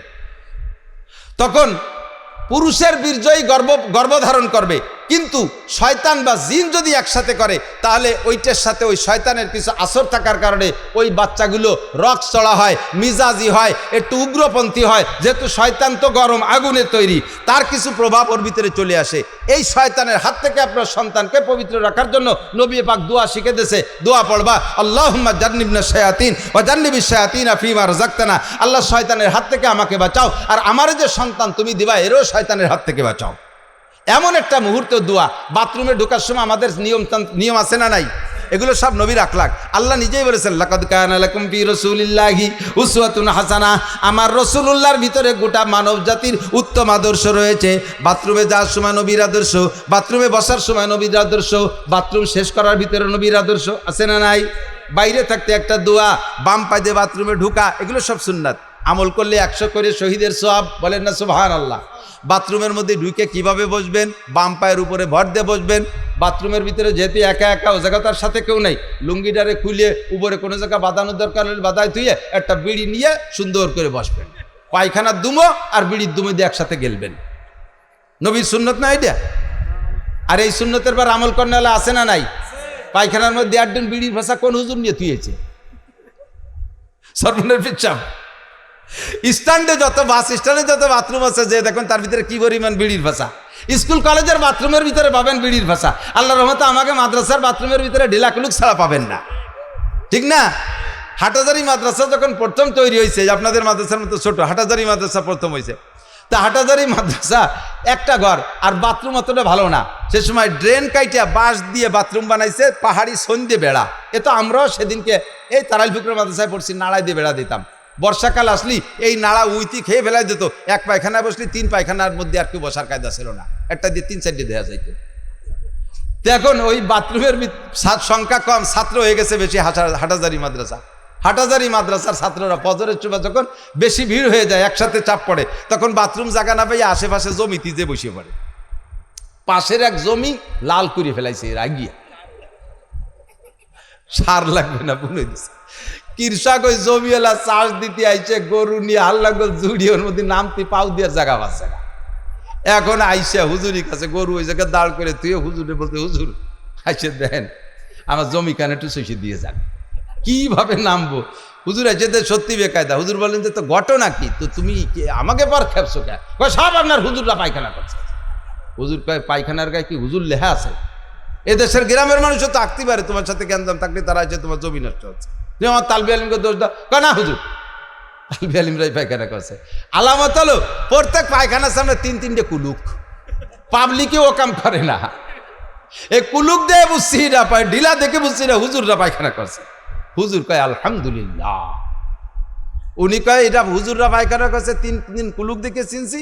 হুজুর শুনে খুশি দিয়ে কয় আলহামদুলিল্লাহ। আমার বুই বইরে পায়খানা করলে আপনি খুশি হলেন? বাজারে পাগল, তোর পায়খানা সব আমি সাফ করে দেবো, লাস্টে জমি আমি চষে দেবো। আমি যে উদ্দেশ্যে মাদ্রাসা করছি সেই উদ্দেশ্যের একটা বাস্তবায়ন ওখানে হয়েছে। নবীর সুন্নতের পাবন্দি করে, আমার তালবে ইলমকে ঢিলাকুলুকের প্রশিক্ষণ দিছি। তারা যে ঢিলাকুলুক করে, আলেম তালবে ইলম তো ওরকমই হতে হবে, তার পায়খানায় দেখে বোঝা যায় যে এটা হুজুরির পায়খানা। হুজুর তো এইরকমই হতে হবে, মাদ্রাসা বলি এরমই পড়তে হবে, যারা দেখলি বোঝা যায়, পায়খানা দেখলে বোঝা যায় যে হুজুরির পায়খানা। তা আমার তালবে ইলমদের পায়খানা দেখে যখন বুঝে ফেলাইছিস এটা হুজুরির পায়খানা ঢিলা আছে, এটা আমার শকরের বিষয়। আমি যে উদ্দেশ্যে মাদ্রাসা করছি সেটা আমার পূর্ণ হয়ে গেছে, এজন্যই শকর আদায় করি আলহামদুলিল্লাহ। তোর পায়খানা সব আমি সাফ করে দেবো, আমি চষে দেবো, চিনতে করিস না। ভদ্রলোক কয়, হুজুর আমার বইও চষা লাগবে না, আমার এই বইরও দরকার নাই, ও জমি আপনারে দান করে দিলাম মাদ্রাসায়। আল্লাহু আকবার। বুজুরগানে দিনের প্রত্যেক কথার ভিতরে আল্লাহ তাআলা বরকত রেখেছে, কথা বলুন ঠিক না? লাকাদ কানা লাকুম ফি রাসূলিল্লাহি উসওয়াতুন হাসানা। বাথরুমের ভিতরে যাইয়া বিড়ি খাবেন না, কুত্তয়ও গিন্না রে। মানুষে দাঁড়ায় দাঁড়ায় পেশাব করে আর বিড়ি খায়, পায়খানায় বসে বিড়ি খায়, বিড়ি খায়, খায় কি খায় না? কুত্তয় আল্লাহরে কয় যে আল্লাহ তুমি যে বলো মানুষ বলে আশরাফুল মখলুকাত, আমরা কুত্তরা বড় নিকৃষ্ট, আমার বংশ কুত্তর বংশের ভিতরে একটা কুত্তরে তুমি দেখাতেই পারবা যে খাতি বসে আগে আর আকতি বসে খায়? আমরা ও জায়গা আদর্শ বুঝি, খাওয়ার সময় আগা যায় না, আগার সময় খাওয়া যায় না, আমরা ও জায়গা ভাগ করে ফেলি। আরে আশরাফুল মখলুকাত যাদের পর কোরআন নাজিল হয়েছে, যাদের উস্তাদ মুহাম্মদুর রাসূলুল্লাহ সাল্লাল্লাহু আলাইহি সাল্লাম, যাদের উস্তাদ 2.5 থেকে 3 লক্ষ নবী রাসূল, তারা কি আদর্শ শিখলো? পায়খানায় বসে খায়, পেশাব করতে বসে খায়, আর বিড়ি খায়, সিগারেট খায়। এরা বলো মানুষের চাইতে ভালো না মন্দ? আল্লাহ কয় তারা মানুষের চাইতে, মানে কুত্তর চাইতে এই মানুষগুলো খারাপ। উলাইকা কাল আনাম বাল হুম আদাল্লু উলাইকা হুমুল গাফিলুন। এই জাতীয় মানুষগুলো চতুষ্পদ জন্তুর চাইতে খারাপ। পশুর যে বুদ্ধি আছে সে বুদ্ধিটুকু তার নাই। কথা বলুন ঠিক কি ঠিক নাই? আমার নবীর আদর্শ সব জায়গায় আছে না নাই? খানা খাইতে বসবেন কোন হাত দিয়ে খানা খাবেন? ডান হাত দিয়ে। দোয়া আছে না নাই? বাথরুমের ভিতরে বসবেন, ওই জায়গায় একটু সারিয়ে আসি, 3টা ডিলা ব্যবহার করবেন, 3টা ডিলা বাথরুমে। প্রথম ডিলাটা পুরুষরা সামনে থেকে পিছনের দিক, দ্বিতীয়টা পিছন থেকে সামনে দিক, তৃতীয়টা সামনে থেকে পিছনের দিক। নারীরা 12 মাস কাল, পুরুষরা গরমকালে এই নিয়ম, শীতকালে তার উল্টো নিয়ম। শীতকালে শরীরটা তো ক্লোজ হয়ে আসে, এই জন্য শীতকালে প্রথম ডিলাটা পিছন থেকে সামনের দিক, দ্বিতীয়টা সামনে থেকে পিছনের দিক। আর নারীরা 12 মাস কাল, প্রথমটা সামনে থেকে পিছনের দিক, দ্বিতীয়টা পিছন থেকে সামনে, তৃতীয়টা সামনে থেকে পিছনে। নবী সব জায়গায় আদর্শ শিখিয়ে দিয়েছে। ইহুদিরা আব্দুল্লাহ ইবনে সালাম রাদিয়াল্লাহু তাআলা যখন মুসলমান হয়েছে, আরে এদিকে আসেন, আব্দুল্লাহ ইবনে সালাম রাদিয়াল্লাহু তাআলা যখন মুসলমান হয়েছে, উনি ইহুদিদের বড় আলেম ছিল। তো ইহুদির উনার বক্তবৃন্দ যারা ছিল তারা আব্দুল্লাহ ইবনে সালামকে বলতেছে, আব্দুল্লাহ তোমারে সহি খাতি ভূতি কিলে, আমাকে পিসাব ছিলে, তোমারে জন্মের হাদিয়া তোফা কত কিছু দিছি, আজকে তুমি মুহাম্মাদের ভক্ত হয়ে গেলে, খয়রাইতে নবীর, ভিক্ষুক নবীর ভক্ত হয়ে গেলে, তোমার নবী কত বড়, আর এই ছোট নবীর মুরিদ হয়ে গেলে। আব্দুল্লাহ ইবনে সালাম কয়, আমার নবী, এই নবী মুহাম্মদ নবী যে ছোট, তার আলামত কি? কয় যে কি শিহে ইলিবলি বিশ্ব নবী বলি, এত বড় নবী, এত বড় নবী, এত বড়, সে মানুষ সেই ডিলা কুলুক শিয়ে বগল সাফ করতে হবে, নোয়াক কাটতে হবে, নাহের লোমটা নিয়ে উঠতে হবে। এটা বড় মানুষের কথা হলে তো ভোলাবানের কথা। আব্দুল্লাহ ইবনে সালাম বলেন, আমার নবী বড় নবী, আমার নবী বড় নবী, সব দিক দিয়ে বড়। আল্লাহর আরশ বড়, মুসা নবী বলছে তোরা শুনছিস, দেখে নাই। আল্লাহর আরশ বড়, আমার নবী সচক্ষে দেখে আসছে। কথা বলুন ঠিক ঠিক না? জান্নাত বড়, মুসা নবী শুনিয়ে বলছে, দেখে বলে নাই। আমার নবী জান্নাত বড়, দেখে আসছে। জাহান্নাম বড়, মুসা নবী শুনিয়ে বলছে, তাই তোরা জানিস। আমার নবী জাহান্নাম দেখে আসছে। 7টা আসমান অনেক বড়, মুসা নবী জিবরাইলের কাছ থেকে শুনে বলছে, তাই তোরা বলিস। আমার নবী 7টা আসমান একে একে দেখে আসছে। সিদরাতুল মুনতাহা অনেক বড়, মুসা নবী জিবরাইলের কাছ থেকে শুনে বলছে, তাই তোরা বলিস। আমার নবী সিদরাতুল মুনতাহা দেখে আসছে। যত বড় তাও আমার নবী বলে, যত ছোট তাও বলে। আর নবী মুসলিল ওয়ালিদিহি ওয়ালাদিহি, নবী হলেন সন্তানের জন্য আব্বার মতো। ইউআল্লিমুনা কুল্লা শাই, আব্বা যেমন সন্তানকে সব কিছু শিখায়, আমাদের নবীও সব কিছু শিখায়। হাত্তাল খেরা, এমনকি আমাদের পায়খানায় বসতে হবে কীভাবে তাও শিখায়, ডিলা কুলুক ধরতে হবে তাও কীভাবে তাও শিখায়। কথা বলুন ঠিকই ঠিক না? আরে ভাই, পীর সাহেবের কাছে মুরিদ হয়েছেন 19 বছর, পীর সাহেবের কাছে মুরিদ হয়েছেন 19 বছর, খালি বছরে 2 বার যান আর আসেন, আর খান আর পিকনিক করে এটি চলে আসেন। আসার সময় কম্বল টম্বল, রুমাল টুমাল, কিছু পাগড়ি পুগড়ি কিনে নিয়ে আসেন। বাকি পীর সাহেব 19 বছরে আপনার 19টা নামাজ ভাঙ্গার কারণ শিখাই নাই, 13টা নামাজের ফরজ শিখাই নাই, 14টা নামাজের ওয়াজিব শিখাই নাই, 28টা নামাজের সুন্নতে মুআক্কাদা তা আপনারে শিখাই নাই, অজুর ফরজ 4টি, গোসলের ফরজ 3টি, তায়াম্মুমের ফরজ 3টি শিখাই নাই, অজু ভাঙ্গার কারণ 7টা তা আপনারে শিখাই নাই। আল্লাহু আকবার। নবী আলা প্রশিক্ষণ দাওয়াত ও তবলিগের মধ্যে আছে। মাত্র 3 দিন, 5 দিন, 7 দিন, 10 দিন একটা চিল্লা লাগাইলে তবলিগের ভিতরে নবী আলাইহিস সালাম যেমন সাহাবা ইকরামদেরকে হাতে ধরে এগুলো শিক্ষা দিয়েছে, তবলিগের মধ্যে এগুলো শিক্ষা আছে না নাই? একটু জোরে বলেন আছে না নাই? আপনি আমলিগ করেন, বিএনপি করেন, জামাত করেন, জাতীয় পার্টি করেন, এটা আপনার রাজনৈতিক ফাংশন, সে জায়গায় আমি হাত দিচ্ছি না। বাকি তবলিগের ভিতরে এরকম হাতে ধরে শিক্ষা আছে না নাই? এটা নবীওয়ালা শিক্ষা। লাকাদ কানা লাকুম ফি রাসূলিল্লাহি উসওয়াতুন হাসানাহ। নবী পাক মক্কায় ছিলেন, হযরত দারে আরকাম রাদিয়াল্লাহু তাআলা আনহুর বাড়ি মাদ্রাসা ছিল। ওই জায়গা 40-42 জন সাহাবাকে নিয়ে হুজুর পড়াইতেন। এই দারে আরকামে থাকা অবস্থায় হযরত ওমর রাদিয়াল্লাহু তাআলা ইসলাম গ্রহণ করছে। মক্কা থেকে মদিনায় হিজরত করে যাওয়ার পরে হুজুরের মাদ্রাসা ছিল মসজিদে নববী। মাদ্রাসার নাম কি? আল্লাহু আকবার। উম্মত কত বড় চালাক, যখন শুনছে মাদ্রাসার নাম আর আগে তো একটু কালেকশনে সোয়াই দিয়ে থুইছি, টের পাইছে আর মনে হয় মাদ্রাসার দিকে চলে যাবে। কাজেই চল অশ্বাস অস্ত আগেই সামনেই রয়েছে, মাঝে এইটুকু এসে গেছে, তাই বলি এটা নবীর আখলাক না? একটু বলেন আদর্শ মানুষ, আহা খেয়াল করে না, আহা খেয়াল করেন, আমার দিক অ্যাটেনশন, খেয়াল করছেন? আদর্শবান মানুষ কাকে বলে বলেন তো?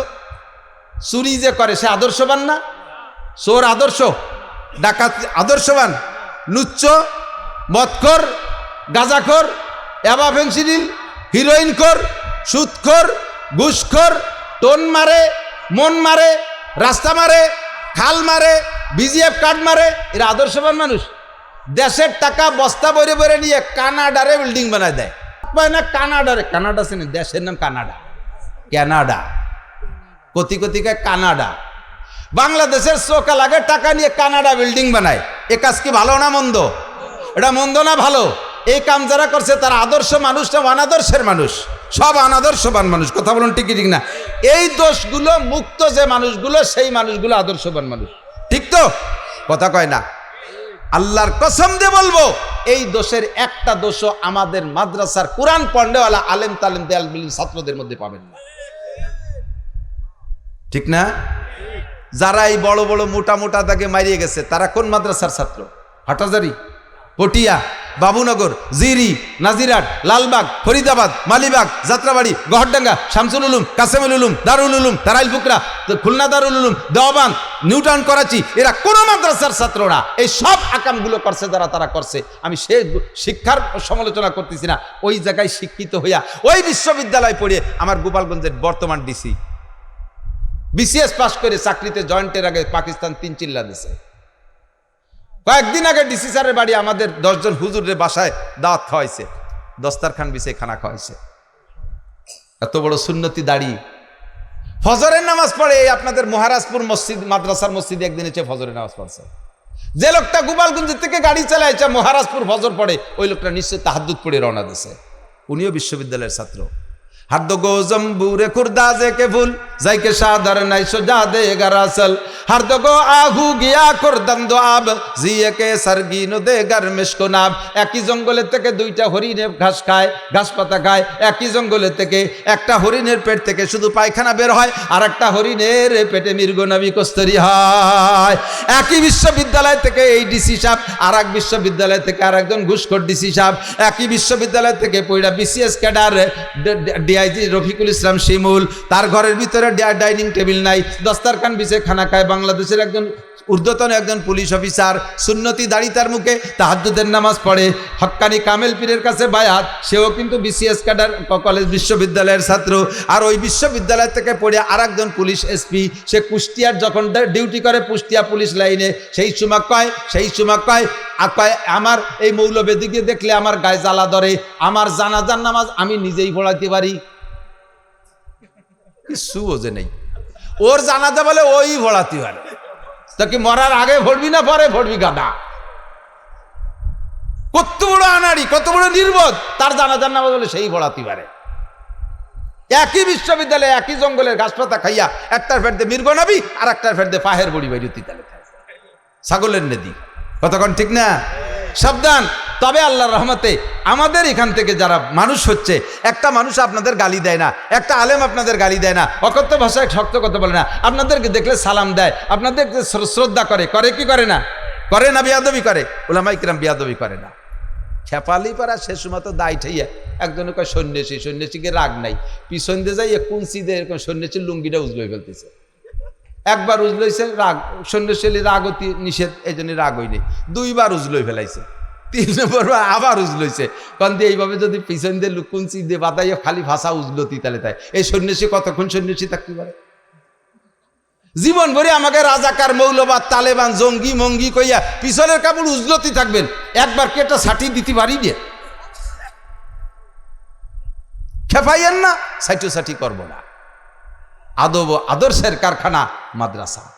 মহিলা মাদ্রাসায় আজ থেকে মহিলা মাদ্রাসা শুরু হয়েছে বাংলাদেশে বেশি দিন আগে না। মহিলা মাদ্রাসা শুরু হওয়ার আগে 100% মেয়েদের কোরআন শরীফ পড়া অশুদ্ধ ছিল। এখন মহিলা মাদ্রাসার মাধ্যম দিয়ে হাজার হাজার মেয়েরা মুহাদ্দিস অভিহিকওয়ালা হাদ্দাসানা পড়াইতে শিখে গেছে। মহিলাদের কোরআন শরীফ শুনলে আপনি আশ্চর্য হবেন, ওদের ব্রেন ভালো, মাত্র 1-1.5 বছরের মধ্যে হাফেজ হয়ে যাচ্ছে। আল্লাহু আকবার।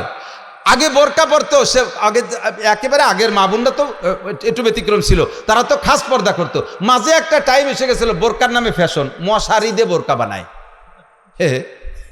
মশারির মধ্যে দাঁড়ালি ভরা সবটা দেওয়া যায় না, তো মশারি দিয়ে বোরকা বানালি কি পর্দা হয়? হয়তো তোরে বাগাই নিয়ে মশারিতে মশাই কামড়াবে না, মশারিটা নাইছে গায়ে, দো পাইয়ে গাঁজা খা, মশার কামড়িতে বাঁচতে পারবি না। এই অনাদর্শ, কুআদর্শ এগুলো বিলুপ্ত হয়েছে আল্লাহর রহমতে মহিলা কওমি মাদ্রাসার ওসিলায়। ঠিক কি ঠিক না? মহিলা মাদ্রাসার ওসিলায় আদর্শ শরিয়ত সম্মত পর্দার বোরকা মা বোনরা শিখে গেছে, মহিলারা কোরআন শরীফ পড়া শিখছে। আল্লাহু আকবার। ও দোস্ত, আগে এত মাদ্রাসা ছিল না, আল্লাহর রহমতে মাদ্রাসা বাড়ছে, আলেম উলামা বাড়ছে। নবী পাক মসজিদে নববীতে মাদ্রাসা বানাইছে, ছাত্র ছিল 460 জন। আরে বলেন, এদিক তাকান, নবী পাকের মাদ্রাসার ছাত্র কয়জন? 460 জন। ছাত্র ক্রীড়া জানেন? জামাল কামাল, লালটু বল্টু, জুয়েল টেল, টুলু লুলু এগুলো না। আবু বকর, উমর, উসমান, আলী, তলহা, জুবায়ের, বেলাল, আম্মার, সোয়েব, আবু হুরায়রা, আব্দুর রহমান ইবনে আবু বকর, আব্দুল্লাহ ইবনে ওমর, আব্দুল্লাহ ইবনে আব্বাস, তারপরে সালমান ফারসি, আব্দুল্লাহ ইবনে সালাম রাদিয়াল্লাহু তাআলা আনহুম, আবু হুরায়রা, এই জলিলুল কদর 460 জন ছাত্র নবী পাকের ছাত্র ছিলেন, মসজিদে নববীর ছাত্র তারা। আর মদিনায় যত স্থানীয় ছিল তাদের ক্ষেত খামার হলো, ফসল তো ছিলই, সবচেয়ে বড় ফসল হলো খেজুর গাছ। হুজুর বলছেন, তোমরা খেজুর কাইটা প্রত্যেক 10 কানির 1 কান খেজুর এই মসজিদে ঝুলোই থিয়ে যাবা আমার এই আনসার, আমার এই মুহাজিরিন তালবি আলিমদের জন্য, আমার এই 460 জন ছাত্রের জন্য তোমরা খেজুর দিয়ে যাবা, প্রত্যেক 10 কানি 1 কান। জোরে কন্যা সুবহানাল্লাহ। এই থেকে প্রথা চালু হলো, ফসলের ওসর মাদ্রাসায় দিতে হবে, সিস্টেমটা নবী পাকই চালু করে গেছে। ফসলের ওসর 40 ভাগের 1 ভাগ, 10 ভাগের 1 ভাগ, 20 ভাগের 1 ভাগ। মদিনার খেজুর 10 ভাগের 10 কানির 1 কান হুজুরের সাহাবাদের জন্য হুজুর এভাবে কালেকশন করতেন। কালেকশনটা শুনলে একদলের মানুষের এই তো মাদ্রাসাটা খুলি এটা বিক্রি শুরু হয়ে নিয়েছে। সাবধান, এদিক তাকান, লক্ষ্য করেন। দারুল উলুম দেওবন্দ মাদ্রাসা যখন তৈরি হয়েছে তখন কাসেম নানুতুবি রহমতুল্লাহ আলাইহি কালেকশন করতেন মুষ্টি আটা। আমাকে দেশে মুষ্টি চাউল, আমাকে দিকে মুষ্টি চাল আছে না, আপনাদের এদিকে কালেকশন হয়নি? আর খেয়াল করেন না, এদিক থেকে মুষ্টি চাউল কালেকশন হয় না? মুষ্টি চাউল আপনাদের এই মাদ্রাসার মহল্লায় আমি শুনেছি 1000 সদস্য আছে, কমপক্ষে 1000 ফ্যামিলি আছে। মুষ্টি চাউল দিতে কোনো কষ্ট হয় না, একটা ডাব্বা আলাদা বানাবেন, বস্তাতে কোনো সময় চাউল দেবেন না, তাহলে বরকত হবে না। আপনি প্রত্যেক অক্তের খাবার যে চাউল তুলে নেবেন রান্নার জন্য, ওর মধ্যে থেকে ছোট্ট 1 মুঠ চাউল এই ডাব্বার মধ্যে রেখে যাবেন, আপনার ভাতও কম পড়বে না। আর 8 দিন 7 দিন পর্যন্ত 1 মুঠ করে যদি 2 বেলাও রান্না করেন, জমা করেন ওর ভিতরে, দেখবেন যে সপ্তাহের মাথায় যে 1 কেজি চাউল হয়ে গেছে। কতক্ষণ ঠিক না? এই 1 কেজি চাউল দিয়ে আপনি জান্নাত কেনেন। হযরত কাসেম নানুতুবি রহমাতুল্লাহ মুষ্টি আটা কালেকশনে পাঠাইতেন এলাকায়, দেওবন্দ এলাকায়। তো এক বড় লোক আইসা কাসেম নানুতুবিকে বলতেছে, হুজুর আমার একটা অভিযোগ, আলেম তালবি আলিম আল্লাহ রসুলের মেহমান এরাই শুক্রবার আসলে খয়রাইতে ব্যাগ নিয়ে বাড়ি বাড়ি ঘুরে দেখতে কেমন দেওয়া যায়, আমার তো খুব খারাপ লাগতেছে। হুজুর কয়, বেটা খাওয়াবো কি, সরকার তো টাকা পয়সা দেয় না, মাদ্রাসা জায়গা জমিও নাই, ব্যবসা বাণিজ্য নাই, থেকে খাওয়াতে জন্য মুষ্টি আটা কালেকশন না করলে কি খাওয়াবো? তো ওই বড় লোক বলতেছে, হুজুর আপনার মাসে কতগুলো আটা লাগে আর বছরে কতটুকু আটা লাগে? কয় কেন? কয় যত আটা লাগে সারা বছরের আটা আমি দিয়ে দেবো, যদি চান একবারে দিয়ে দেবো বছরে, তাও নিতে পারেন, মাসে মাসেও নিতে পারেন, বা সাপ্তাহিকভাবেও নিতে পারেন। হুজুর বললেন, তবে শর্ত হলো কালেকশন করতে পারবেন না।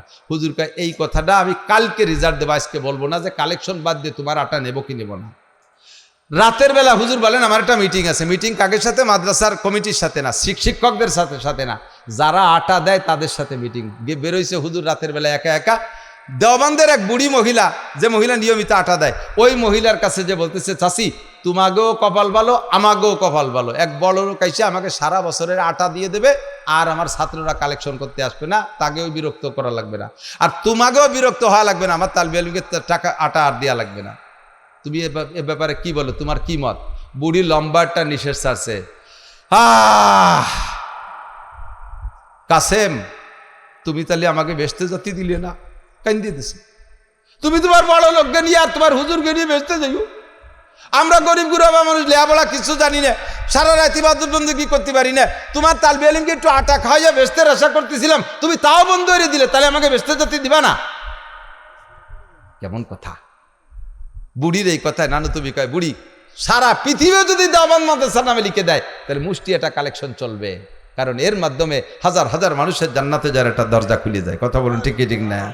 আপনারাই মাদ্রাসায় মুষ্টি চাউল দেবেন, নবী পাক কালেকশন করেছেন, আপনারা মুষ্টি চাউল দেবেন, এর মাধ্যমে জান্নাত কিনবেন।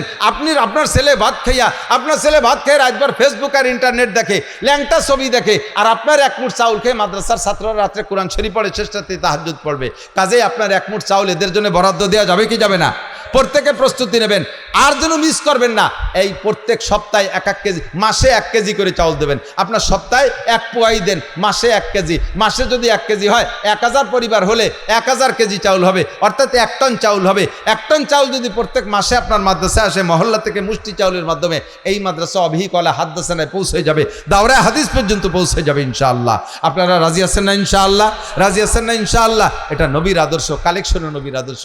রাতভর বলছি না, এ তো মাত্র শুরু করছে পেশা পায়খানার থেকে, আরো সামনে তো হাজার হাজার রয়ে গেছে, হাজার হাজার লক্ষ লক্ষ রয়ে গেছে। হুজুর বলে, আল্লাহ পাক বলেন, লাকাদ কানা লাকুম ফি রাসূলিল্লাহি উসওয়াতুন হাসানা, তোমাদের জন্য যেদিকে তাকাইবা সেদিকে মুহাম্মদুর রাসূলুল্লাহর উসওয়া আদর্শ তোমাদের জন্য রয়ে গেছে। কথা বলুন ঠিক কি ঠিক না? আল্লাহ তাআলা আমাদেরকে কবুল করেন, নবীর আদর্শ অনুযায়ী চলার তৌফিক দান করেন। সবাই বলেন আমিন। আজকে ছোট্ট করে একটু মিলাদ পড়ছি, টের পাইছেন? আর এরপরে মিলাদ সম্পূর্ণ পড়তে গেলে তো আগেই বলে নিছি 30 বছর লাগবে। আজকে অল্প একটু মিলাদ পড়ছি, এই নাম হলো মিলাদ। আর ওয়ালাম্মা তাম্মা হামলুহু কইয়া কি যে হুজুর একটু ভূতির মন্তর না কি বললো তা কিছু টের পারলাম না। নবী সালাম আলাইকা দাও জিলাপি, আল্লাহর কসম এরে মিলাদ কয় না, আল্লাহর কসম এরে মিলাদ কয় না। ওটা মিলাদের নামে একটা বু, একটা ব্লাং, একটা ফালতু, একটা দোকা ছাড়া আর কিছুই না। নবী পাকের সামনে দুরুদ পড়বো। কথা বলেন কি বলবো? দুরুদ শরীফ পড়বো। হাদিসের ভিতরে অনেক দুরুদ আছে, তার মধ্যে শ্রেষ্ঠ দুরুদ দুরুদ ইব্রাহিমী। এইটা পড়লে নেকি পাওয়া যায় সবচাইতে বেশি। আল্লাহ তাআলা আমাদের তৌফিক দান করে। সবাই বলেন আমিন। তা আমি কালেকশন পারিও না? আরে কপাল, এ মাল কোনতে সংগ্রহ করে ফেলেছে। আমার অত্যন্ত মহব্বত। আশরাফি সাহেব সেই সিলেট থেকে চলে আসছেন, বলেন আলহামদুলিল্লাহ। গজল হবে, কেরাত হবে, আজান হবে, আজান হবে। এ সময় যদিও কোনো উক্ত না, তবু আজান হবে ইনশাআল্লাহ। ফজরের আজান এখন দিয়ে তবে কেরাত হবে, অত্যন্ত সুললিত কণ্ঠ। আমি কত ভালোবাসি, সাক্ষাৎ পাই না। আর ওনাকে দাম বাড়িয়ে গেছেন, আমরা গরিব মাদ্রাসায় নিতেও পারি না, কি করব। আপনারা যদি দাম না দেন সামনে বার পাবেন না, দাম দিয়েন সবাই রে। তো আলহামদুলিল্লাহ, আছেন তো সবাই ইনশাআল্লাহ? তো এই উপস্থিতিতে মুক্তাসার একটু কালেকশন, মুক্তাসার একটু কালেকশন। মাদ্রাসার বোর্ডিং এর জন্য, বোর্ডিং আছে নাকি? লিল্লা বোর্ডিং আছে, এতিমখানা আছে। এতিম বাচ্চারা, আপনার বাচ্চা এতিম হবে না, অন্যের এতিমরে যদি আপনি খানা খান, তাদের দোয়ায় আপনার হায়াত বেড়ে যাবে, আপনার বাচ্চাদেরকে আর এতিম বানাবে না। আপনার বাচ্চা এতিম কারে কয়? কয় তালিকা আমরা কোনোদিন মরবো না। আরে ছেলে মেয়ে নাবালেগ থাকতে যদি বাপ মরে তারে এতিম কয়, সাবালেগ হওয়ার পরে বাপ মরলি তারে এতিম কয় না। আপনাদের সন্তান এরকম নাবালেগ থাকতে, এদাগেদা থাকতে এতিম হবে না। এই এতিমদেরকে জন্য বরাদ্দ দেন। 2 বস্তা চাউল, 5 বস্তা চাউল এই এতিমখানা মাদ্রাসায় বছরে একবার দেবেন। এরকম কোন আল্লাহর বান্দা আছেন? ভরা মজলিসে দোয়া করব, আল্লাহ আপনাকে সুস্থতার সাথে হায়াত বাড়ায় দেবে, হালালভাবে লাখ লাখ কোটি কোটি টাকার মালিক বাড়ায় দেবে, এতিম নবীর রওজা জিয়ারত করার তৌফিক দান করবে, সুস্থতার সাথে লম্বা হায়াত দান করবে। কে আছেন কোন আল্লাহর বান্দা? হ্যাঁ, 2 বস্তা চাউল বছরে 2 বার। কি নাম ভাই? শামীম ফকির। 2 বাচ্চা। আল্লাহ দুনিয়া ফকির, আখেরাতে বাদশা বানাই দিও। ভৈর মানে কিন্তু ভিক্ষরা ভৈর না, গোষ্ঠী ভৈর। শামীম ফকির 2 বস্তা। ও ভাতিজা, হ্যাঁ রিপন না, মাস বলছে 2 বস্তা চাউল, বছরে 2 বস্তা চাউল এতিমদের জন্য দেবেন। কোন আল্লাহর বান্দা আছেন? ধান কাটে সেই সময় সেদ্ধ করে, সেই সময় রিপন মোল্লা 2 বস্তা। এই এলাকার ভাগ্নে, মাশাআল্লাহ আলহামদুলিল্লাহ। 2 বস্তা চাউল রিপন মোল্লা। আল্লাহ হালালভাবে লাখ লাখ কোটি কোটি টাকার মালিক বানাই দিও। কোনোদিন যেন গুলাঘর খালি না হয়। জোরে বলেন আমিন। আরে নাল লাগবে লগত কালেকশন, বক্তাকে টাকা দিতে হবে, বাহিরা কিরা করবে তো জানি। তো সবার কাছে প্রস্তাব দেয়া থাকলো, চাউল দেবেন তো ইনশাআল্লাহ? নগদে, এখন নগদ টাকা লাগবে। আমাকে বক্তাকে বাড়ি যাতে টাকা দিতে হবে না, খালি এতে ফাটাই দেবেন নাকি? মকসেদপুর, নগরকান্দা, ফরিদপুর, বলমারি এই সাইডটার সুনাম সারা বাংলাদেশে আছে। সারা বাংলাদেশে আদর্শের শুরু হাজী শরীয়তুল্লাহ রহমতুল্লাহ আলাইহি ফরিদপুর, মুজাহিদে আজম আল্লামা শামসুল্লাহ ফরিদপুরি রহমতুল্লাহ ফরিদপুর। কাজে এই এলাকায় এসে যেন উলামায়ে কিরাম কখনো কষ্ট না নিয়ে যায়, কথা বলেন, কষ্ট না নিয়ে যায় এরকম যেন না হয়। তাদেরকে সন্তুষ্ট চিত্তে বিদায় দিতে হবে। মাদ্রাসার উন্নতি কল্পে আল্লাহর রহমতে আমরা সকলে সহযোগিতা করব। আমি 100 জন লোক চাই, ইনশাআল্লাহ হয়ে যাবে 100 জন লোক ইনশাআল্লাহ। এর ভিতরে 100 জন লোক আছে যাদের কাছে 1000 করে টাকা আছে, দেওয়ার মতো তৌফিক আছে। 100 জন লোক হয়ে যাবে ইনশাআল্লাহ। যদি পারেন একজন মানুষ বলেন 10,000 টাকা দেবো, 5,000 টাকা দেবো, কালেকশন আমি দিশে পাইনি, সিস্টেম জানি না, ওঠা বলে দিলাম। কোনো আল্লাহর বান্দা থাকলে বলেন আজকে নগদের উপরে ইনশাআল্লাহ। কার পকেটে 1000 টাকার নোট আছে? যদি নাও দেন কমপক্ষে 1000 টাকার নোট বের করে আমার দেখান যে হুজুর এই যে আছে, দেব না, দেখাইয়ে পকেটে থুয়ে দেন, তাতেই বুঝবো আপনি কত বড় দানশীল। 1000 টাকার নোট পকেটে থাকলে একটু দেখান, পরেরটা দেখলেও স্বাস্থ্য ভালো হয়। নান্নু মাতুবার 20,000, আর সিস্টেম জানি না, আমারে কালেকশনের জন্য দায়িত্ব করছো নাকি টের পাও না। কালেক্টর বক্তা হলো মিজানুর রহমান ফরিদি, শফিক মাদার, আমি ওই দিশে পাইনি, এই যে উড়াই আমার শিয়ে দিচ্ছে কিরা মাতুব্বার, নান্নু মাতুব্বার 20,000 টাকা। জোরে বলেন আলহামদুলিল্লাহ। আল্লাহ জীবন ভরে মাতুব্বারি করার তৌফিক দান করো, দুনিয়া আখেরাতের মাতুব্বার বানাই দিও, হালালভাবে লাখ লাখ কোটি কোটি টাকার মালিক বানায় দাও, সুস্থতার সাথে লম্বা হায়াত দাও। জোরে বলেন আমিন। সপরিবারে হজ করার তৌফিক দান করো, বংশে যারা কবরে চলে গেছে জান্নাতি করে দাও। এত বড় মজমার মাধ্যমে দোয়া নিয়ার আর কোনো আল্লাহর বান্দা আছেন 10,000 5,000 টাকা দেওয়ার মতো? 10,000 5,000 টাকা দেওয়ার মতো আমাদের বক্তা স্টেজে এসে গেছে, আলহামদুলিল্লাহ। মূল্যবান বয়ান হবে, সব কিছু শুনবেন, যত তাড়াতাড়ি দেবেন তত তাড়াতাড়ি আমি ছেড়ে দেবো। উনি এসে যাওয়ার পরে আর এখন আর আমার কের ভালো লাগতেছে না, আমারও ভালো লাগতেছে না। তাড়াতাড়ি বলেন, আছেন কোন আল্লাহর বান্দা? 10,000 5,000 2,000 1,000 একটু বলেন, তাড়াতাড়ি বলেন। 2,000 1,000 10,000 20,000 থেকে নিয়ে শুরু করে কোন আল্লাহর বান্দা একটু দোয়া করবো? 1,000 টাকা দেন, 1,000 লেখায় দেন, এখনই দেওয়া লাগবে না, আপনি 1 সপ্তাহের ভিতরে দেন, 1 মাসের মধ্যে দিয়ে। আছেন কোন? একজন মানুষ শুরু করেন 1,000 টাকা দিয়ে। একটা মানুষ বলেন রজুলের রশিদ, আলাইসা মিনকুম রজুলুর রশিদ, পয়সাওয়ালা নাই কেউ, ইনশাল্লাহ আগামীকাল সকালবেলা ডাক্তারের দেওয়া লাগবে যদি এ জায়গা না দেন। দোয়া দিয়ে দেবেন, আড় ভাঙ্গা দোয়া। কি নাম? জাফর ভাই 1,000 টাকা। জাফর ইবনে তৈয়ার, হযরত হুজুর আলাইহিস সালাতু ওয়াস সালামের চাচা, জলিলুল কদর সাহাবী হযরত জাফর রাদিয়াল্লাহু তাআলা আনহু, তার নামে নাম আল্লাহ হযরত জাফরের সাথে জান্নাতি করে দেয়। জোরে বলেন আমিন। বাবুল ভাই 1,000 টাকা, মাশাআল্লাহ আলহামদুলিল্লাহ। হালালভাবে লাখ লাখ টাকার মালিক বানায় দাও, সুস্থতার সাথে লম্বা হায়াত দাও। আর কোন আল্লাহর বান্দা আছেন দোয়া করব? ওই যে মুরব্বী 1,000, জনাব আব্দুল ওহাব, আল্লাহ দান কবুল করেন। ওই যে যুবক, কি নাম? আলামিন, না ওই যে হাত উঁচু করছে দেন না, লাল গেঞ্জি, আলামিন 1,000 টাকা। আর নবিয়া পাকের উপাধি আলামিন, মাশাআল্লাহ। মুরব্বী নিয়েই আসছে 1,000 টাকা। কি নাম? জাহাঙ্গীর মুন্সি 1,000 টাকা নগদ দিয়েছে, আলহামদুলিল্লাহ। 1,000 টাকা। আর কোন আল্লাহর বান্দা একটু তাড়াতাড়ি বলেন।